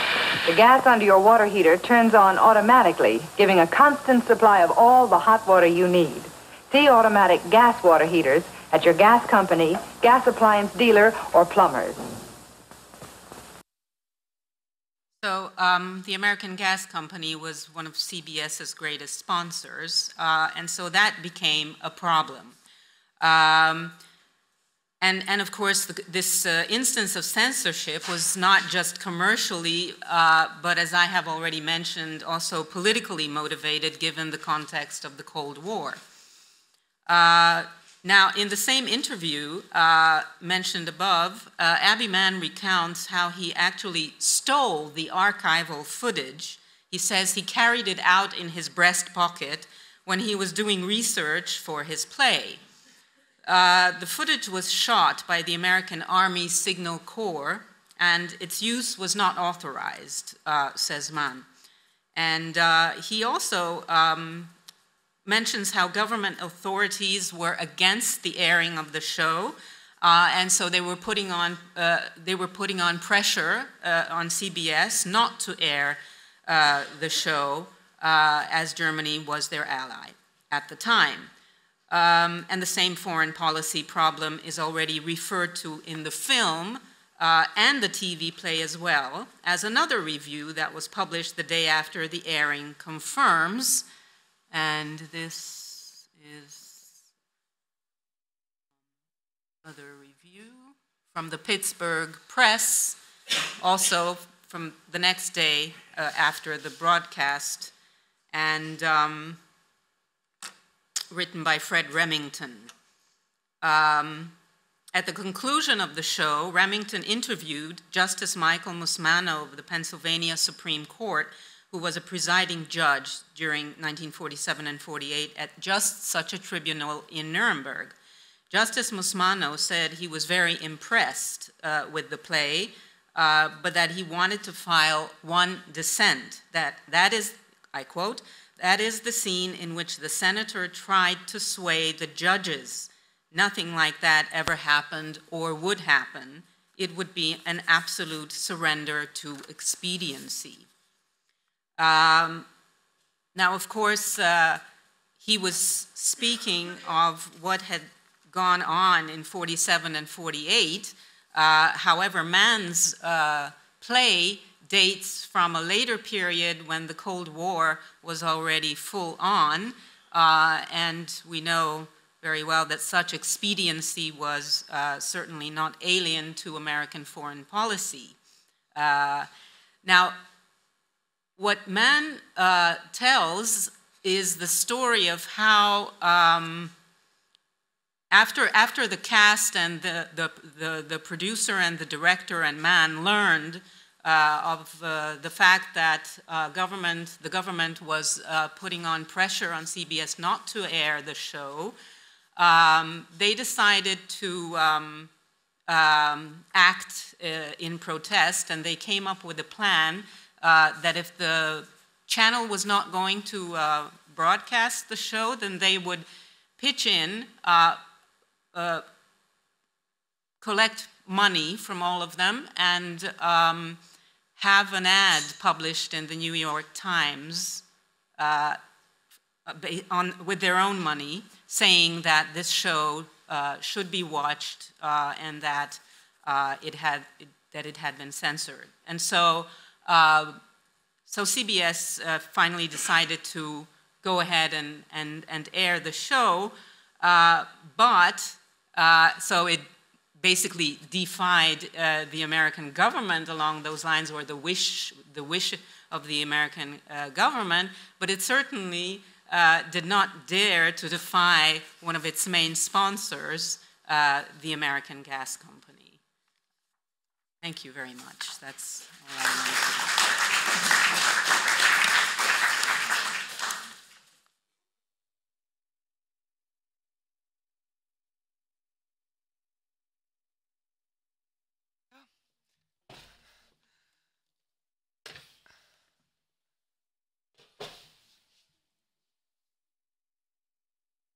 Okay.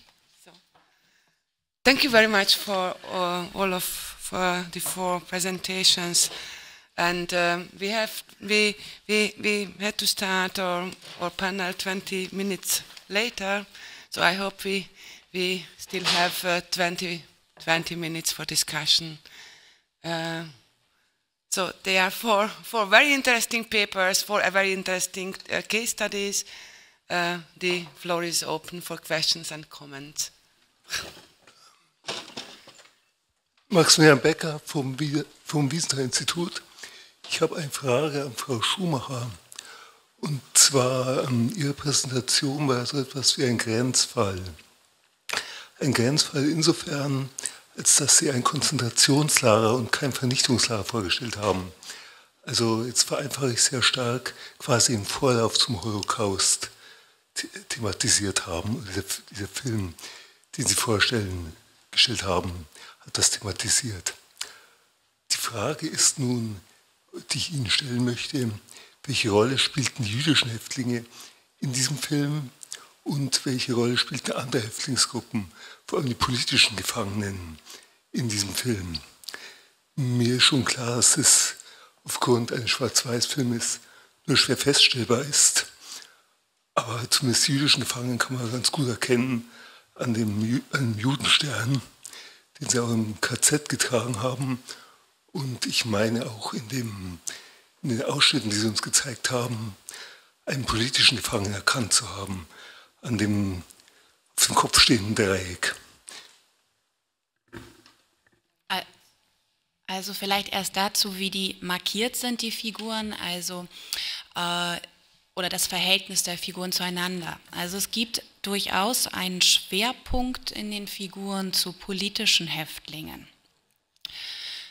Das hat sicherlich was damit zu tun, dass der Autor dieses Fernsehspiels, Gunther Erlüs, als politischer Häftling inhaftiert gewesen ist, aber auch, dass das möglicherweise einfacher war, darüber zu sprechen. Also es gibt politisch inhaftierte Häftlinge, es gibt jüdische Häftlinge, sogenannte Kriminelle, die hier hauptsächlich, muss man auch sagen, tendenziös als eher die gewalttätigeren Kapos eingesetzt sind, Sinti und Roma und sogenannte, also Pfarrer, Priester, sogenannte Bibelforscher. Und die sind alleine durch die entsprechenden Abzeichen in der Häftlingskleidung markiert. Was sehr auffällig ist, wenn man diesen Film im Vergleich sieht zu etwa dem DEFA-Spielfilm Nackt unter Wölfen. Also es gibt auch Momente, in denen politischer Widerstand im Lager gezeigt wird, in denen das in Situationen inszeniert ist, aber mit sehr, sehr viel weniger Pathos. Ich weiß nicht, ob Sie das noch vor Augen haben, den Film Nackt unter Wölfen. Es handelt davon, dass eine Gruppe von Häftlingen ein jüdisches Kind im Lager versteckt. Dieses Kind gerinnt zu einem Symbol für den Widerstand. Und sie schaffen es auch tatsächlich irgendwie, indem sie sich dann doch irgendwie alle zusammenhalten, dieses Kind zu retten. Und die Hauptfigur, gespielt von Armin Müller-Stahl, trägt zum Schluss des Films dieses Kind auf den Schultern und sie laufen singend dem Ausgang entgegen. Also das ist auch im Kontext des sozialistischen Realismus zu sehen, also wie in der DDR das dargestellt wurde. Und dass das ein Grenzfall ist hier, das ist auch das, was ein Ausgangspunkt an der Sache war. Also dieser Film Ein Tag wurde tatsächlich in den publizistischen Debatten, die auf die Ausstrahlung von Holocaust 79 folgten, häufiger angeführt als Beispiel einer gelungenen Auseinandersetzung aus deutscher Perspektive mit diesem Thema. Und er war auch... hat eine große Zuschauerschaft erreicht, also ungefähr 40% der Zuschauerinnen und Zuschauer, die an diesem Abend den Fernseher angeschaltet haben. Das sind nahezu 17 Millionen gewesen. Und es war im Übrigen auch ein Prestigeprojekt. Also das ist ein Film, der hat ein Budget von 1 Million D-Mark gehabt. Selbst wenn Sie heute sagen würden, 500.000 Euro für einen deutschen Fernsehfilm wäre immer noch ein sehr hohes Budget im öffentlich-rechtlichen Fernsehen. Also das ist auch ein Projekt, das durchaus vom Sender NDR eine große Unterstützung erfahren hat. Und worauf ich hinaus wollte, ist es ist möglich, auch diesen Film zu lesen in der Form, dass es wird eigentlich nur angedeutet, die Vernichtung selber wird nur angedeutet, indem es um die Bedingungen der Möglichkeit geht, aber er schafft es dennoch nicht, eine Form zu finden, um selbst irgendwie über die Shoah zu sprechen. Das schafft er 65 trotz allem nicht.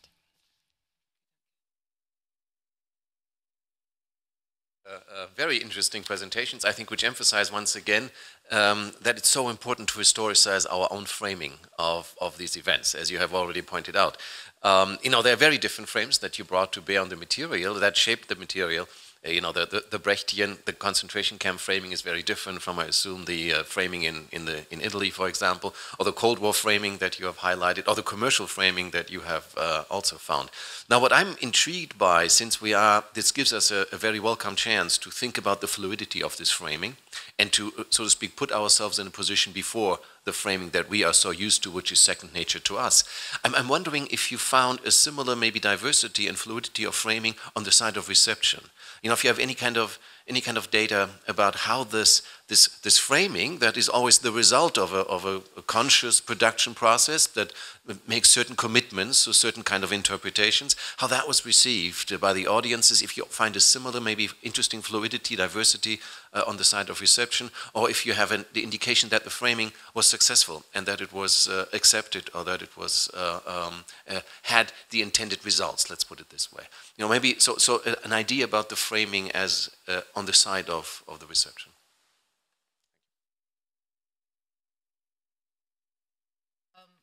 I think that what the greatest part of the reaction to the show was the uproar about the censorship, and actually Mann himself complains about that it took away attention from what the show actually was about and became an issue, a kind of media event in the newspapers as well as in television history of censorship on American commercial television.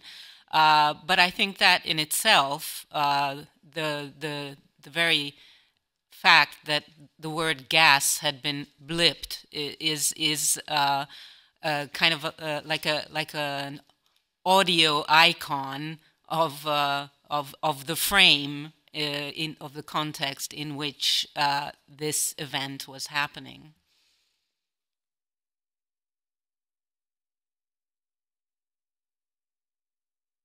Yeah, and just one more thing, and the other perhaps the other fact to point out was that the audience was not ready at all. The people who watched Playhouse 90 were not prepared to watch the kind of material that was being shown, and I'm referring obviously to the archival footage that most people who watched primetime American commercial television did not necessarily watch or had not necessarily seen in previous documentaries about these trials. Sorry, there is another. answer. So it was a my research doesn't focus on reception, but what I found interesting is that in 1961, at least in West Germany, 80% of the people who had a television set watched at least I think one episode or so. So there were a lot of people who watched the television coverage of the Eichmann trial. And there's a publication on the, let's say, effects in the US, where people did research on how the reception or perception of the Holocaust or of Jews and prejudice against Jews changed due to the broadcast of the trials in the US. And as far as I remember, the results is not much, and it depends on, I don't know, education and things like that. So if this is an answer. Yeah, in the Cavani's case, I think that in the context of the cultural programs in those years, which were not very popular in Italy, Cavani's films had a lot of success in the audiences, which were recorded by the Servizio Opinioni, that was an opinion service which worked for Italian television in order to capture the audience's opinion about the programs. The problem in that case, as I said, is that in the case of history of the Third Reich, the German embassy didn't appreciated the program and didn't permit the a new broadcasting on the first program of on the first channel on the Italian television. So I think that in this case there are some case when audiences and institutional instance came in conflict. I also have to admit that my research did not focus that much on reception, but I can tell that this show or this program was highly recommended in newspapers, even of the right-wing Bild-Zeitung, and the reviews were very, very positive. The program was also aired in the US in 1966 and at the film festival at Prague. And well, on the side of the critics, it was a huge success. But this does not tell that much about the public, so the popular reception, but the NDR received a lot of letters about the subject, and it seems to be that it was really a highly influential film, and it was also very influential for other directors, like people who has also been associated with Egon Monk, like Eberhard Fechner, Klaus Wildenhahn, or Heinrich Pöhler, and Horst Königstein. So in some kind they are followers of Monk, or often described. So their aesthetics are very different, but they put some reference on it. So. Danke, thank you. Wir haben noch 3 Vormeldungen, so 3 comments. And please collect, it is okay if we collect the questions and comments, and then you can answer it. Okay, so now I'm Gabriel Mayer from University Haifa. A quick comment and a question. On Zsófia Bán's presentation, it's a wonderful dissection of the commercial and political considerations in making these works, and what happens in the 50s continues to happen, all the outside influences. Now the question though is Damiano Garofalo with Lilian Cavani's work, because it's 2014, I have to look at the documentary set through time, and there's suddenly 1974, The Night Porter, which is a very sick film. It's, I mean, I don't know what went through her mind, but the Holocaust was about the final solution, not about sexual debauchery. Now, you present the documentary set, and you've alluded a few times, she's questioning women about sexual issues and so on. So you have to wonder about her state of mind or what's going on and for what reason she focuses on this very strange aspect of the final solution and then goes ahead and makes the movie like The Night Porter. Next question or comment? We will collect the questions. Raphael Rauch aus München, eine Frage an Julia Schumacher. Ich bin überrascht, wie positiv die Rezeption war, weil nach Holocaust hatten wir die große Debatte, ob man den Holocaust ästhetisch überhaupt angemessen darstellen kann. Also ich erinnere an diesen Repräsentationsimperativ, der vor allem Elie Wiesel formuliert hat. Ja, immer wieder wurde auch Paul Celans Diktum oder ist ein Schreiben nach Auschwitz möglich neu angeeignet auf das Fernsehen. Von daher gab es damals nicht auch eine Kontroverse, ob man sowas überhaupt zeigen darf? Okay, letzte Wortmeldung.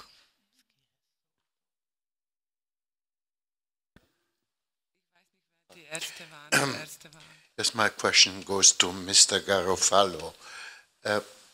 Probably the 20 years silence in Italy and then the breaking of the silence, didn't it have to do with the year 1960 in Italian politics when there was a government Tambroni and Tambroni tried to have an alliance with the neo-fascists, and probably this was a reply to this thing? That's my question.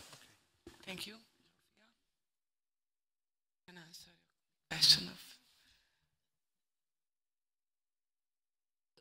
The question wasn't addressed was directed, yes, to me, but to 50s has happened ever since. The various people controlling what goes into the movie. Yeah, absolutely. I have to mention that for instance, and I said that in my talk, that the issue, for instance, of the American eugenics movement has just surfaced about 10 years ago in the American media when the governor of Virginia asked for forgiveness in the name of the Commonwealth of Virginia, and actually the negotiations about restitution for the victims of sterilizations, of forced sterilizations that took place in the U.S. Since as early as 1907, which was the first law brought, the first sterilization law brought in Indiana, and lasted right up till the mid-70s. And that issue is already addressed in Mann's film. So there are a lot of issues, along with, this period is no longer that of the Cold War, but it's certainly going, it looks like it's going in a direction where there might be certain reenactments of earlier scenarios, political and well, hopefully not historical, but political scenarios that are moving towards that direction at this moment. So yes, I think that both the movie, even though you may have aesthetic concerns or whatever other doubts about the movie, but certainly the broadcasting of the television show on commercial TV was a very bold thing to do. Yeah. Rest of the question is yours. Thank you. There are very good questions. For the first one, I think that about an evolution of Cavani's vision on the Holocaust. I think that this footage for her works as a sort of, and she said something about this, as a sort of history course in university. And the reflection, all the reflection she made about the format, the televised format, I think that are strictly detached from all the things she made in The Night Porter. And I think that these documentaries, in a certain way, make a new interest in Cavani about Holocaust, but The Night Porter is something very different from this interest. And about the answer on Tambroni, I think that in Italy, cultural aspects came ever in parallel with the political aspects. And yes, I think that there are connections between the changing in the political system. For example, after 60s, the censorship in cinema changed, and also the government of Italian television have a change. But I think that this connection has to be written in the light of a new cultural word in Italy that came out from the late 50s. For example, there was in 1957, Einaudi decided to publish for the first time Se questo un uomo, If This a Man, of Primo Levi, which originally refused in 1947. Then in 1959 was released Capò by Giulio Pontecorvo, who was the first film about Holocaust in Italy, strictly connected with the Holocaust. And I think that the main thing that changed the cultural world in Italy was also the broadcasting of the Eichmann trial in 1961. So all these aspects, I think that we must read all these aspects in this way. So thank you very much. Unfortunately, I have to close the discussion, but you can continue it during the lunch time. So thank you very much for this very, very hard start and heavy start. And see you on. Okay, Bella, please. Organization announcement. Caterers are very lucky that we are 20 minutes late because they are also late. But lunch is now being served in the entrance hall. When you go outside, like you came in to the right side, you will see it immediately, and you are all invited. And we meet again at 2 o'clock in the afternoon. Okay.